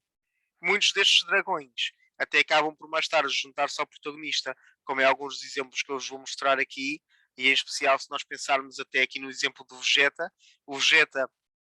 é uma personagem que vai ter um arco de transformação positivo, ele vai mudar de acordo com o protagonista, vai descobrir novos valores, mas ele inicialmente funciona como um dragão. Ele é enviado à Terra por alguém que lhe mentiu, neste caso que é o Imperador Freezer, ele não sabe que foi o Freezer que destruiu o seu próprio planeta, ele segue o Imperador e vai fazer aquilo que é mandado fazer, até porque ele acredita nos valores que o Imperador lhe apresenta ali. Esta questão da violência, conquistar planetas, blá blá blá. Essa personagem por si, mais tarde, acaba por se juntar aos nossos protagonistas. No caso de Berserk, temos aqui um dragão quase literal, embora não seja um dragão, seja mais uma fusão de um minotauro e aqui com características de morcego, etc. Ela é uma personagem que surge como o primeiro obstáculo dos nossos protagonistas, do Guts. Ele tem um código de honra, ou seja, ele não está simplesmente a fazer as coisas porque é mau, porque sim. Ele, por exemplo, valoriza determinados aspectos e ele respeita, por exemplo, o nosso protagonista. Ele baseia o seu código de honra na visão em que o mérito que tu tens em combate ou a força que tu tens em combate é algo que deve ser valorizado, e ele respeita o nosso protagonista porque reconhece esse mérito nele. Ou seja, ele tem um código de honra com ele e por isso mesmo não age simplesmente por praticar atos de maldade ou etc. Ele passa a respeitar de certa forma também o nosso protagonista, vê-o como um rival, e estes dragões muitas vezes são exatamente também isso, são rivais, acabam por se tornar rivais daquilo que nós estamos a ver para o nosso protagonista, e simplesmente a questão que não o torna um aliado do nosso protagonista é que aquela verdade que ele acredita é completamente oposta à verdade do nosso protagonista, e portanto eles não se mostraram um pouco como o azeite e a água, um tem uma visão do mundo, outro tem a outra, e elas não são compatíveis uma com a outra.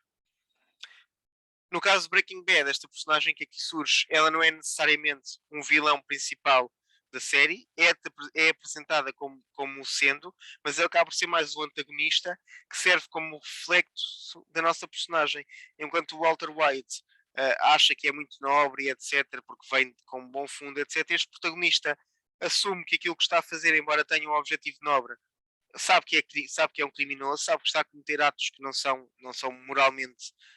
aceitáveis, e vai colidir por uma questão de rivalidade simplesmente porque tem o mesmo negócio, ou seja, o tráfico de droga neste caso, não é um negócio muito recomendável, mas eles acabam por ser rivais em termos de negócios e é por isso que eles vão colidir, não necessariamente porque esta personagem surge aqui porque quer fazer mal ao nosso, simplesmente eles são rivais, eles querem a mesma coisa, então eles vão colidir.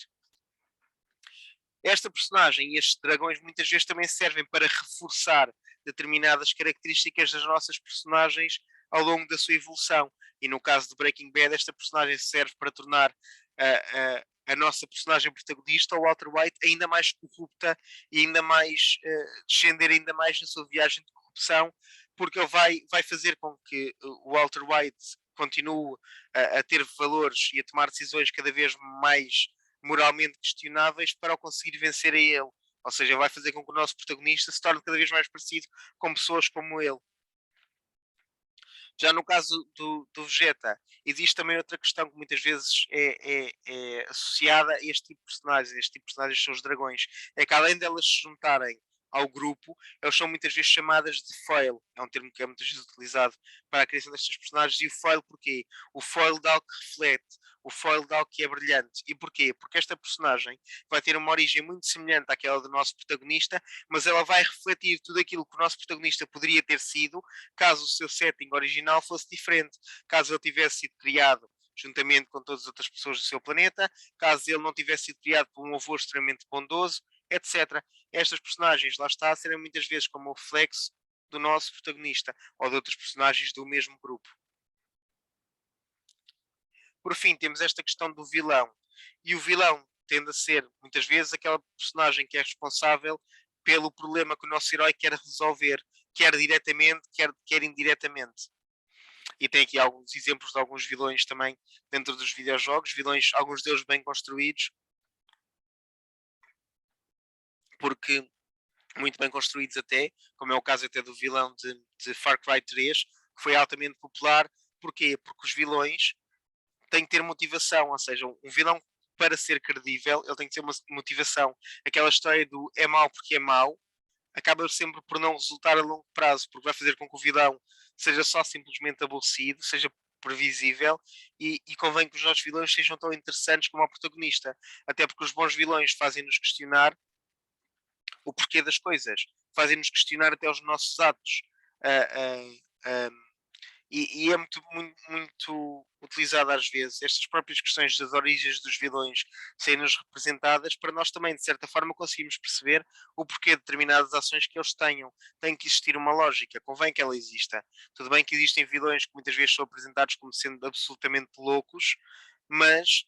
eles têm que ter alguma coisa em termos de caráter, nem que seja o seu carisma, que nos faça, de certa forma, conseguir tentar relacionar-nos com eles de certa forma, para que eles não sejam simplesmente aborrecidos e não sejam simplesmente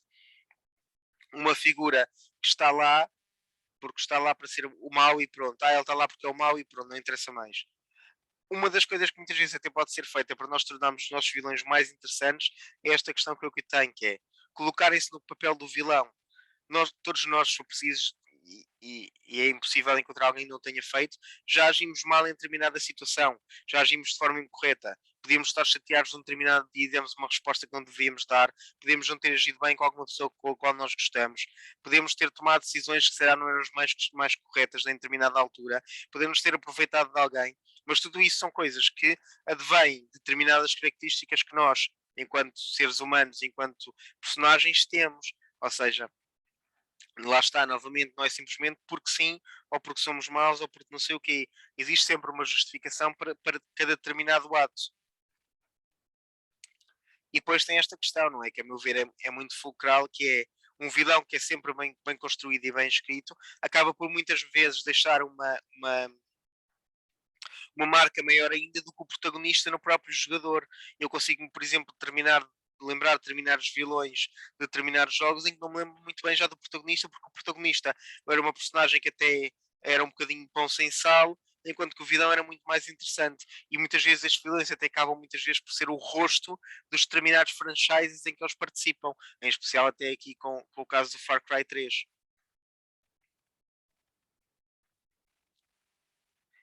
Em termos de exemplos de vilões, continuando aqui com os três exemplos de narrativas que eu vos tenho aqui mostrado, temos esta personagem do Griffith, ou Femto, em Berserk, que é uma personagem que inicialmente nos aparece como co-protagonista, ou seja, vai fazer o reverso desta história do dragão. Se nós formos aqui, o dragão aqui aparece-nos como sendo um vilão que passa a protagonista também. Aqui vai acontecer exatamente o reverso, que é esta personagem nos apresentada como um co-protagonista da nossa personagem principal. Ele é o líder do grupo a que o nosso protagonista pertence. Ele é um gênio militar, tem características também super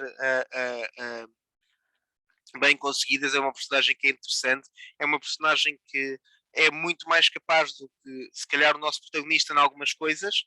e então ele surge aqui quase como um foco a seguir. Ele é-nos apresentado quase como o caminho a seguir e a versão idealizada do nosso protagonista, caso ele não tivesse determinados defeitos. Mas o que acontece? A verdade que esta personagem tem, e é uma verdade que ele guarda para ele próprio, é completamente oposta à do nosso protagonista e vai fazer com que ele, com determinados atos que vai ter, vá dar cabo de tudo aquilo que o nosso protagonista tinha como sendo aquilo que ele guardava, como tudo aquilo que ele tinha enquanto valores, como tudo aquilo que ele achava precioso, e por sua vez vai causar uma necessidade do nosso protagonista o enfrentar e o derrotar. Já no caso desta personagem de Breaking Bad, ele surge também associado a este negócio de tráfico de droga, mas ao contrário da outra personagem que eu vos mostrei anteriormente, do Gus Fring, ele não vai atacar o nosso protagonista só por serem rivais em termos de negócio. Esta é uma personagem que é muito mais cruel, é uma personagem que não apresenta qualquer tipo de valor moral, ele é um sociopata, ele não quer saber dos meios, só quer saber dos fins, e isto vai fazer com que ele tenha muito mais, como é que eu ia dizer, muito mais arrojo na forma como vai atacar o nosso protagonista, e tenha mesmo maldade e crueldade em querer vê-lo sofrer porque quer se aproveitar dele, não necessariamente por uma questão de terem um objetivo em comum, mas sim porque simplesmente ele vê-o como uma ameaça, quer utilizá-lo e quer destruí-lo depois, mais tarde. Já no caso de Freeza em Dragon Ball, ele acaba por ser então aqui toda a antítese daquela personagem que é o protagonista, vai ser toda a antítese do Son Goku. Ele é uma personagem que, tal como Son Goku, é muito superior aos seus pares desde muito pequeno. Ele vai utilizar essa capacidade de ser superior aos seus pares para ser altamente cruel e para os dominar. Ele vai ser regido por um intelecto enorme, mas que é tão cruel como inteligente, e vai utilizar esse intelecto para tentar fazer com que todos os outros à sua volta sofram. E o seu objetivo principal vai colidir com o do nosso protagonista, ou seja, ele também quer as bolas de cristal, e então eles vão ter o mesmo objetivo e eles vão ter que, de certa forma, colidir, quer pelos seus valores morais, quer pelos que são os seus objetivos. E é por isso que ele surge aqui em termos de narrativas como a antítese do nosso protagonista, embora sendo também é uma personagem flat. Esta personagem do Freezer, aqueles que são os seus valores à partida, ele continua a mantê-los mesmo mais avançado em termos de série, embora muitas vezes ele até, agora nas versões mais recentes, surja até como um falso anti-herói e vem ajudá-los numa determinada situação, ele continua a manter todos aqueles seus valores e aquela que é a sua verdade, e continua a dizer ao protagonista que não concorda em nada com a sua visão do mundo. Ou seja, é novamente um vilão flat contra um protagonista flat, mas depois faz sentido na forma como eles se encaram e como eles chocam um com o outro. Por fim, temos então aqui um elemento que vai ser aqui um elemento bónus, um round bónus, que é esta questão do elemento da narrativa a ser associado a uma mecânica de um videojogo. O exemplo que eu vos tenho aqui até é a questão da Senua. E muitas vezes como é que isto acontece? Como é que um elemento narrativo pode ser associado a uma mecânica de jogo? Se nós quisermos, por exemplo, contar uma história, e indo outra vez àquele exemplo de vocês tentarem assistir à sessão do Zoom, blá blá blá, e a internet não funcionar, nós podemos, por exemplo, transformar essa vossa necessidade de aceder ao Zoom num elemento narrativo em que, por exemplo, o que acontece é que o vosso router avariou-se e vocês têm que reunir não sei quantas peças para o reparar. Ou então têm que conseguir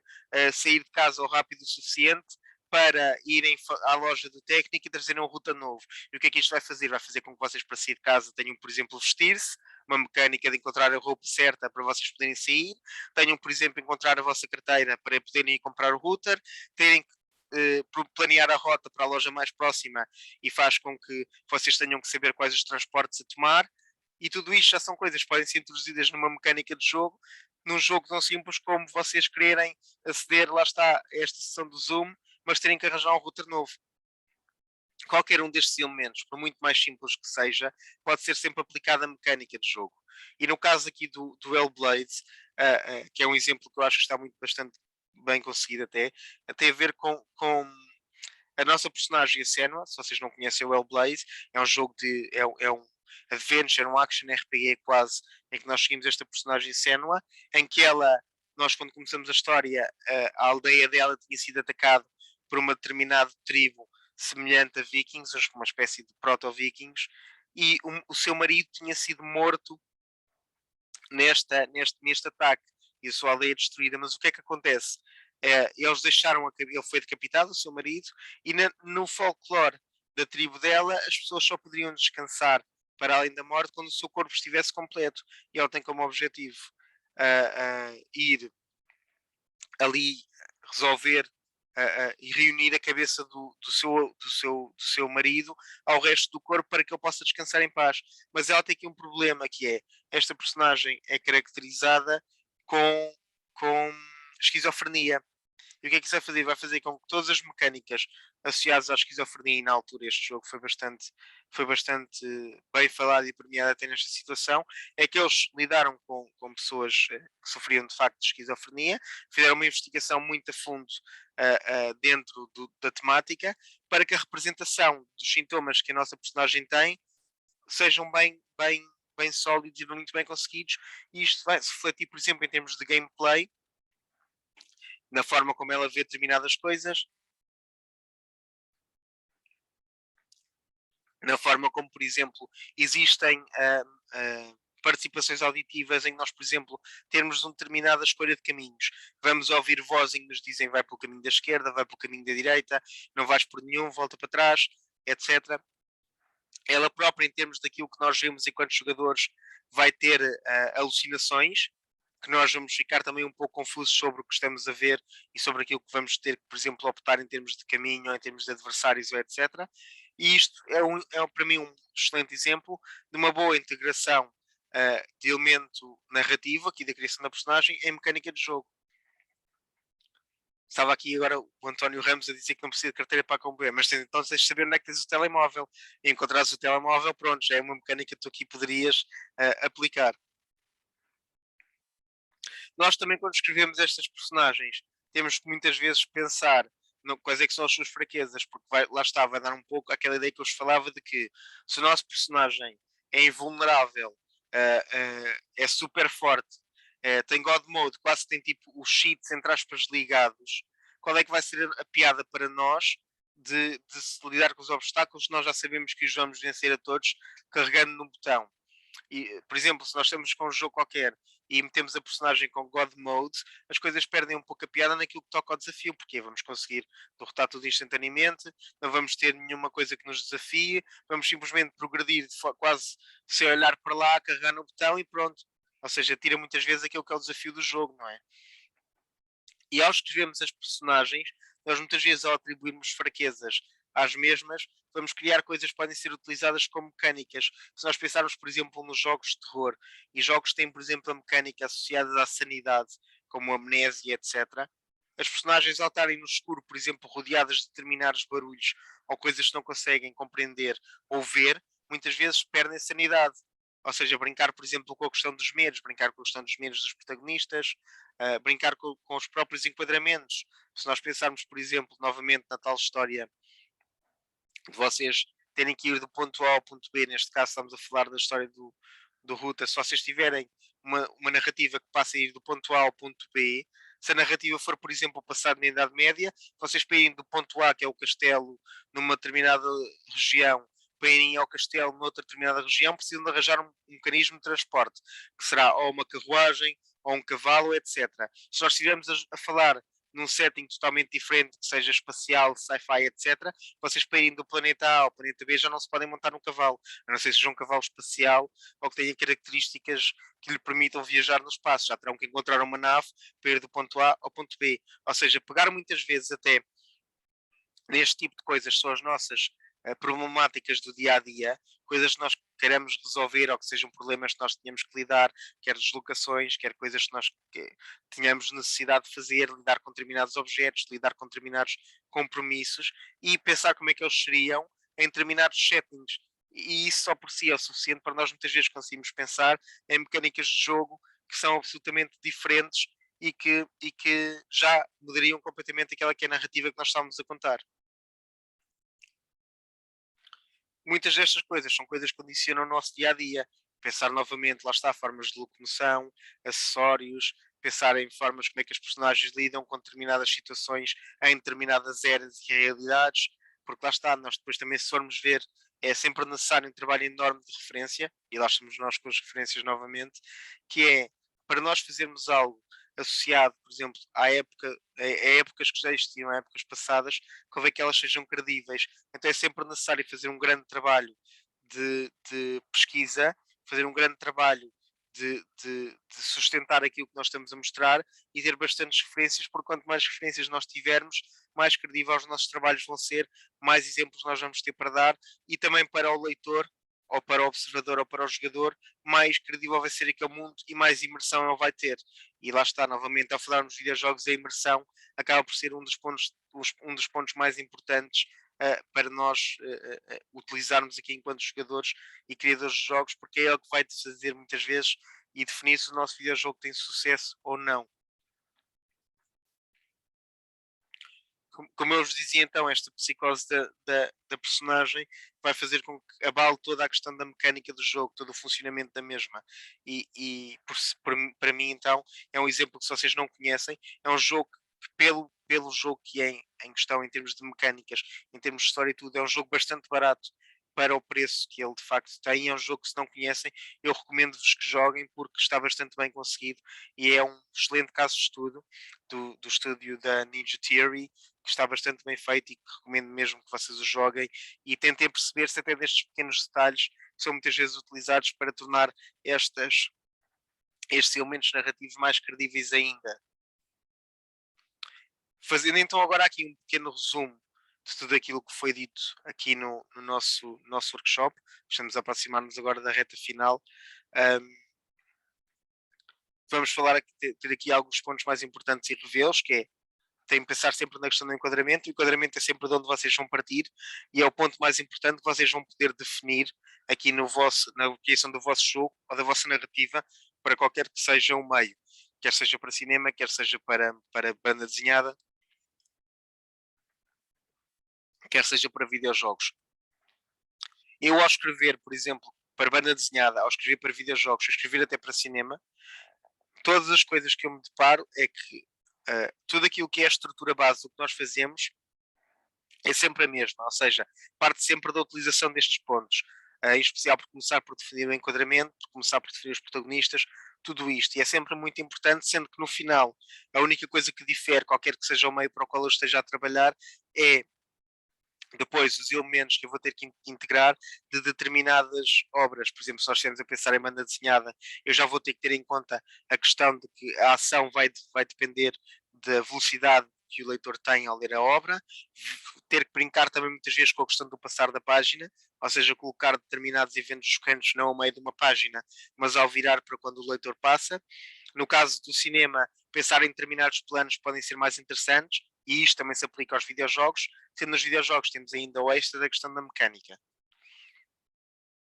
Temos que pensar que as personagens devem se complementar umas às outras, os protagonistas e os vilões devem ser equiparados, e eu quando digo equiparados é no sentido de não ter um protagonista super forte e o vilão super fraquinho, ou vice-versa, porque isso depois, a não ser que existam algo que justifique bem isso, ou torne esse conflito interessante, as coisas não vão ter muita piada e não vão ser muito dinâmicas.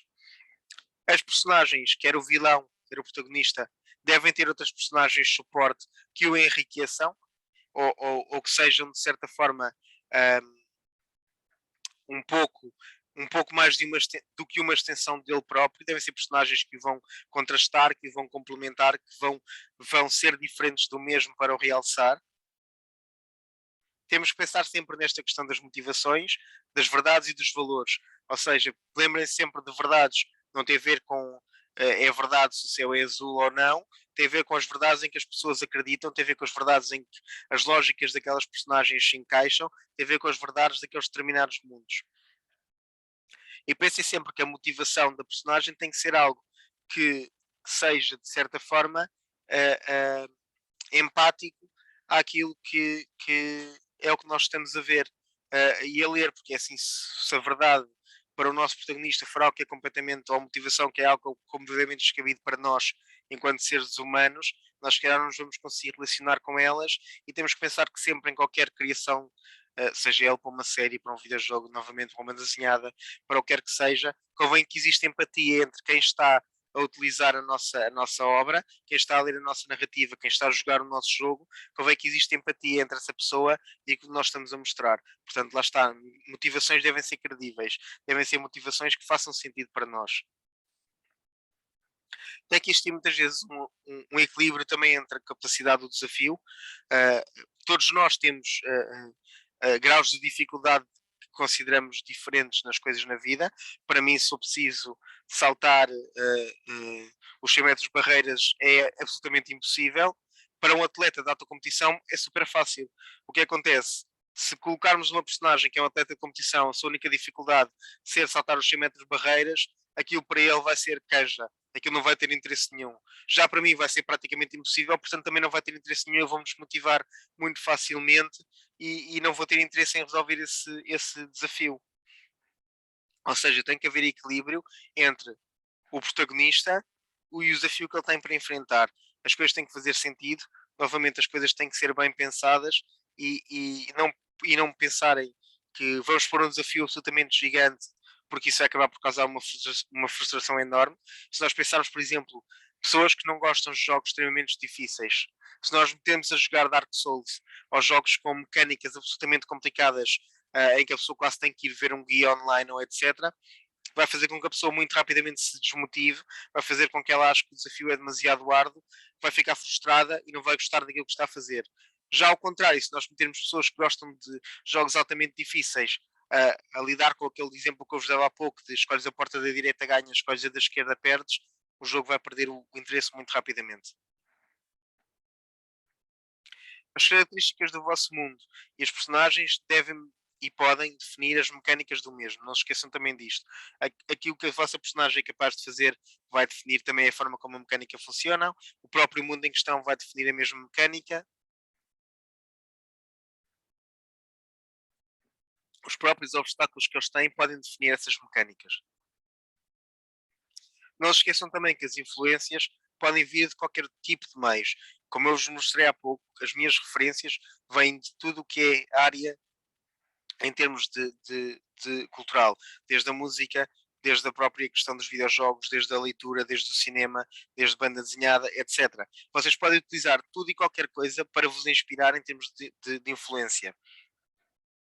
Eu não falei muito, por exemplo, da questão da música, mas uma das coisas que eu tendo a fazer quando, por exemplo, estou a escrever para uma narrativa, seja para qualquer que seja o objetivo, eu tendo muitas vezes a associar o tipo de narrativa com determinadas influências musicais e tendo a encontrar músicas que me coloquem em determinado estado de espírito associado ou em determinado ambiente associado àquele para o qual em que eu estou a escrever e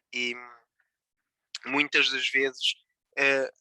pode não se considerar, mas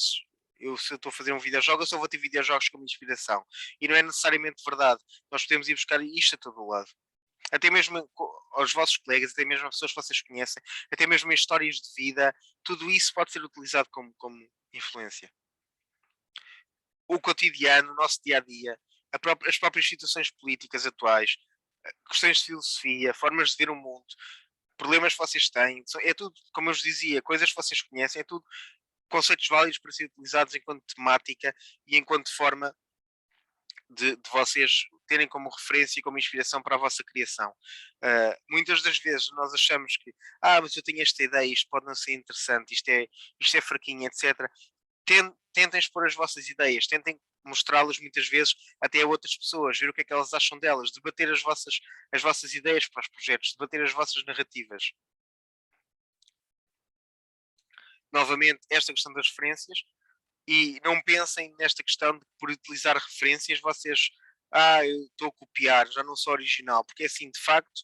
a meu ver, a originalidade na sua plenitude é algo que não existe. Não existe nada que seja 100% original. E não fiquem ofendidos com esta minha frase, porque eu acredito que existe originalidade e criatividade. Mas a originalidade e a criatividade deriva bastante da forma como nós pegamos em determinadas referências, pegamos nessas mesmas, crescemos com elas, nos inspiramos, fazemos uma sopa, quase entre aspas, e como é que depois essa sopa é feita? E como é que nós depois fazemos um produto final derivada da mesma sopa de referências que temos? Ou seja, a originalidade existe, por exemplo, e a criatividade na forma em que nós, e para quem estava, por exemplo, presente no nosso workshop ontem da criação de monstros, nós podemos pegar no mesmo os dois animais, misturá-los e ter criaturas completamente diferentes. Ou seja, nós temos, óbvio que temos visões pessoais, óbvio que temos cada um as formas de ver o mundo, mas não pensem que, por não terem referências, vão fazer algo mais original. Peguem sempre em referências, vejam mais, leiam mais, jogam mais, porque acho que é uma coisa que falta muito neste momento, é que nós, por exemplo, até na questão de criarmos videojogos, não nos basta simplesmente gostar de jogar. É muito importante nós termos um espectro muito alargado enquanto biblioteca de referências. Quanto mais conhecermos, mais vamos conseguir fazer, mais vamos conseguir mostrar, mais vamos conseguir incorporar naquilo que é o nosso projeto. E se nós afunilarmos apenas para uma coisa, se só jogar a mesma coisa todos os dias, só aquele jogo, etc., sem ver mais nada, ou sem me informar sobre mais nada, eu vou acabar por fechar os meus olhos a montes de coisas que estão a acontecer à minha volta e que se calhar até podiam ser interessantes para mim, mas eu nem sequer vou preocupar em saber sobre elas, porque eu só vou ver algo. Vou quase ser como, perdoem uma expressão, mas estão a ver os burros quando têm as palas. Eles só veem em frente, eles não conseguem olhar para o lado. E por isso é que eu recomendo sempre que tentem aumentar as vossas bibliotecas. Não têm que necessariamente jogar todos os jogos que saem, porque é impossível. E se nós formos ver, por exemplo, a própria questão da Steam, o número de jogos que isto acima é praticamente impossível de jogar, se nós fôssemos a ter todos, mas tentem ir vendo pelo menos o que é que está a sair, o que é que está a ser feito, tentem aprofundar as vossas referências, tentem ver que jogos é que estão a sair, que mecânicas é que são utilizadas agora de novo, quais são os jogos agora mais premiados e mais falados, tentem saber um pouco sobre isso e não só pelo ponto de vista do utilizador de eu vou jogar e pronto, já está feito. Tentem perceber como é que as coisas são feitas, tentem perceber de onde é que eles partem, tentem perceber até quais são as referências dos próprios videojogos que vocês gostam e tentem ir mais além do que isso, porque para vocês serem bons criadores de jogos, bons criadores, bons contadores de histórias, é necessário que conheçam muitas e é necessário que se queiram saber mais do que elas do que simplesmente lê-las ou jogá-las. O que eu vos vou deixar agora aqui são recomendações de leitura para quem têm mais interesse nesta questão da escrita para videojogos, desta questão das narrativas, até mesmo da banda desenhada, são algumas das referências que pelo menos serviram para mim, podem não servir para vocês, porque lá está, cada um de nós tem uma visão muito própria das coisas, mas são algumas das referências que para quem gosta de escrever, eu acho que são muito, muito importantes e que podem vos ser úteis e que eu vou agora colocar aqui no ecrã.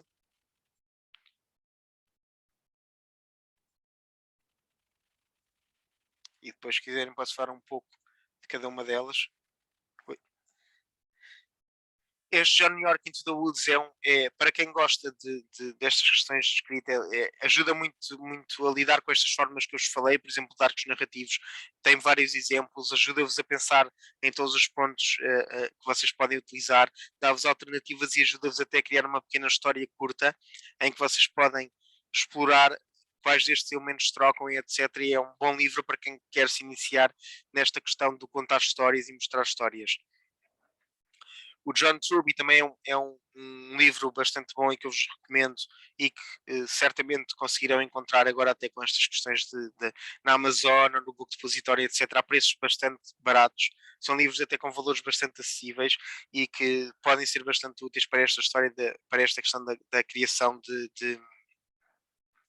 personagens e de arcos narrativos. O Art of Dramatic Writing e o que está exatamente por baixo, o Dazzling Dialogue, são livros que servem muito mais para vos direcionar na forma como vocês vão escrever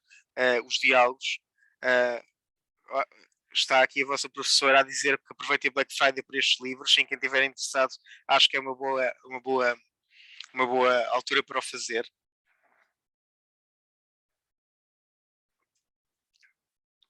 O Robert McKee vai ter muito mais foco naquilo que é substância e estrutura, enquanto os outros livros que eu vos falei aqui, entre os outros dois, e os de Dramatic Writing e Dazzling Dialogue, vão focar-se mais mesmo na escrita em si, ou seja, como é que vocês vão escrever um arco narrativo, como é que vocês devem escrever determinados diálogos, que pontos são importantes. O Robert McKee vai se focar muito mais na questão de como é que vocês podem enriquecer aquelas suas vossas histórias, em que, por exemplo, nós temos novamente o exemplo de ir do ponto A ao ponto B, mas como é que vocês podem enriquecer isto? Como é que vocês podem enriquecer o mundo? Vocês, quando criam uma personagem, que tipo de coisas é que vocês devem saber sobre ela e que tipo de coisas é que devem ser ditas, por exemplo, ao vosso público, ao vosso utilizador que está a jogar com ela, e que tipo de coisas é que não devem ser ditas? Ele também vai abordar muito esta questão da subtração.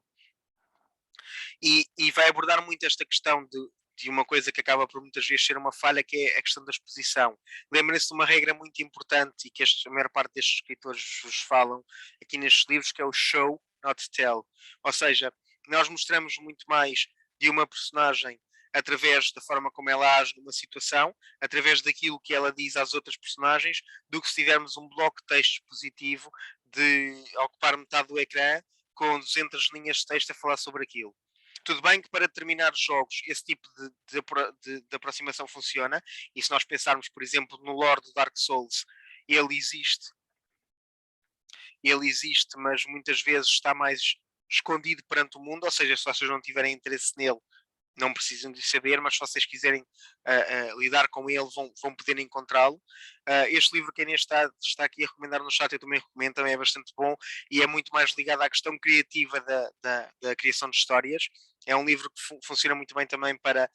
vos provocar, de certa forma, a criar. Já este aqui do Ultimate Guide to Video Game Writing and Design vai se focar mais em como é que vocês podem unir todas estas questões de narrativa àquela que é o vosso jogo enquanto mecânica, aquele que é os vossos problemas enquanto game designer, como é que vocês vão fazer um jogo girar através de uma determinada história.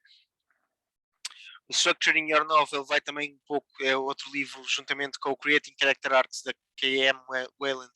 que eu recomendo também porque são livros que abordam estas temáticas de forma muito simplificada, ou seja, não são aqueles livros altamente chatos de ler, não são altamente maçudos, não são muito densos, e dão-vos formas e sugerem-vos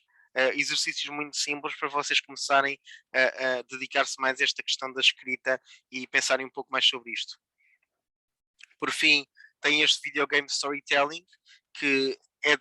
tem muitos exemplos a nível de videojogos e narrativas utilizadas para os mesmos, embora seja um livro mais antigo, tal como este de Ultimate Guide to Video Games, Writing and Design, eles são livros um pouco mais antigos, mas eles continuam a ter lá exemplos muito bons que vale a pena vocês conhecerem, principalmente se têm interesse nesta questão da escrita. Por fim, tenho aqui um livro que eu não conheço, não sei quem é o autor, que é o Sintra, e que, se não conhecem, recomendo-vos, se gostam de terror,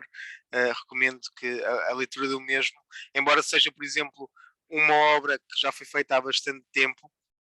já foi uma obra publicada em 2017, já contém muitas coisas que eu agora faria de diferente, mas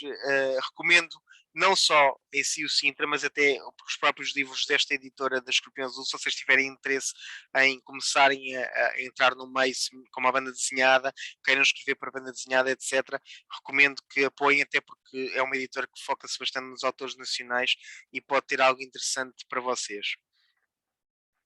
Para terminar, o que eu agora gostava de fazer é agradecer-vos a vossa presença a todos os que aqui estiveram e gostava também de deixar agora algum tempinho para o que vocês quiserem, para colocarem questões, para colocarem dúvidas, para se manifestarem sobre aquilo que virem, para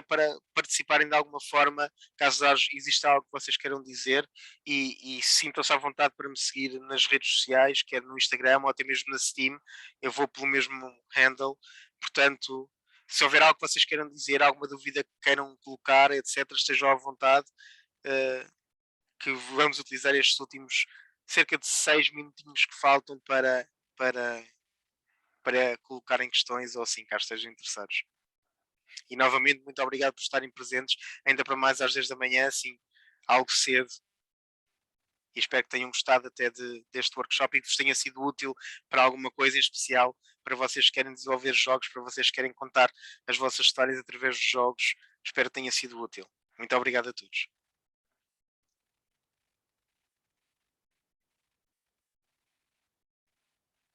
Caso então tenham perguntas, estejam à vontade para as colocar.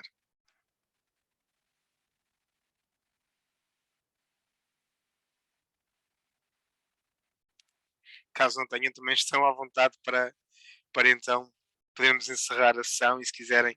sair, caso queiram ficar para o fim, tenham alguma coisa a questionar, até não se podem contactar diretamente através do Instagram ou etc, que eu não me importo nada de responder depois a alguma dúvida que possam ter ou etc. Seja à vontade.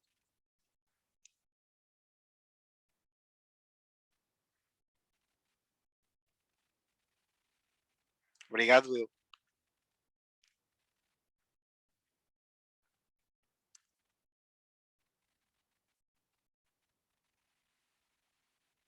Claro, claro, Pedro, sem problema. Deixa-me só.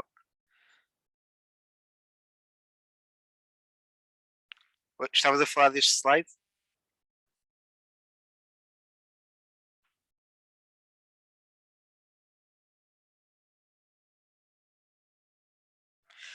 Esta apresentação à partida vai estar disponível também no YouTube, portanto vocês também depois quiserem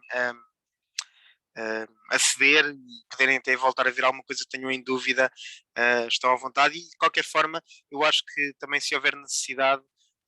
podem pedir aos vossos professores o PDF da mesma, que depois, se for necessário, posso lhes ceder. Portanto, até para ser útil para vocês, estejam também à vontade.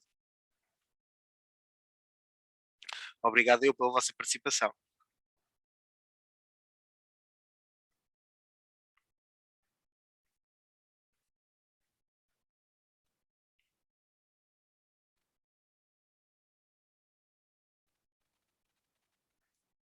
Ora é essa, Pedro. Muito obrigado.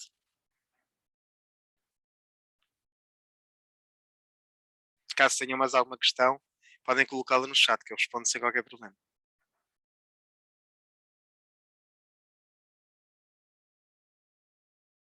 Obrigado.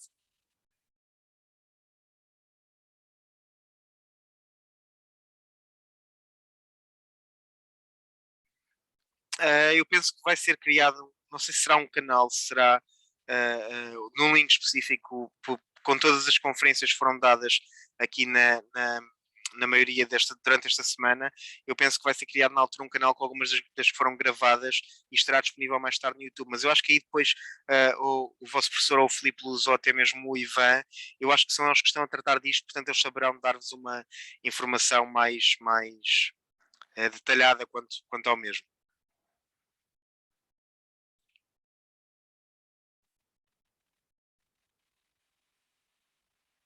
Obrigado.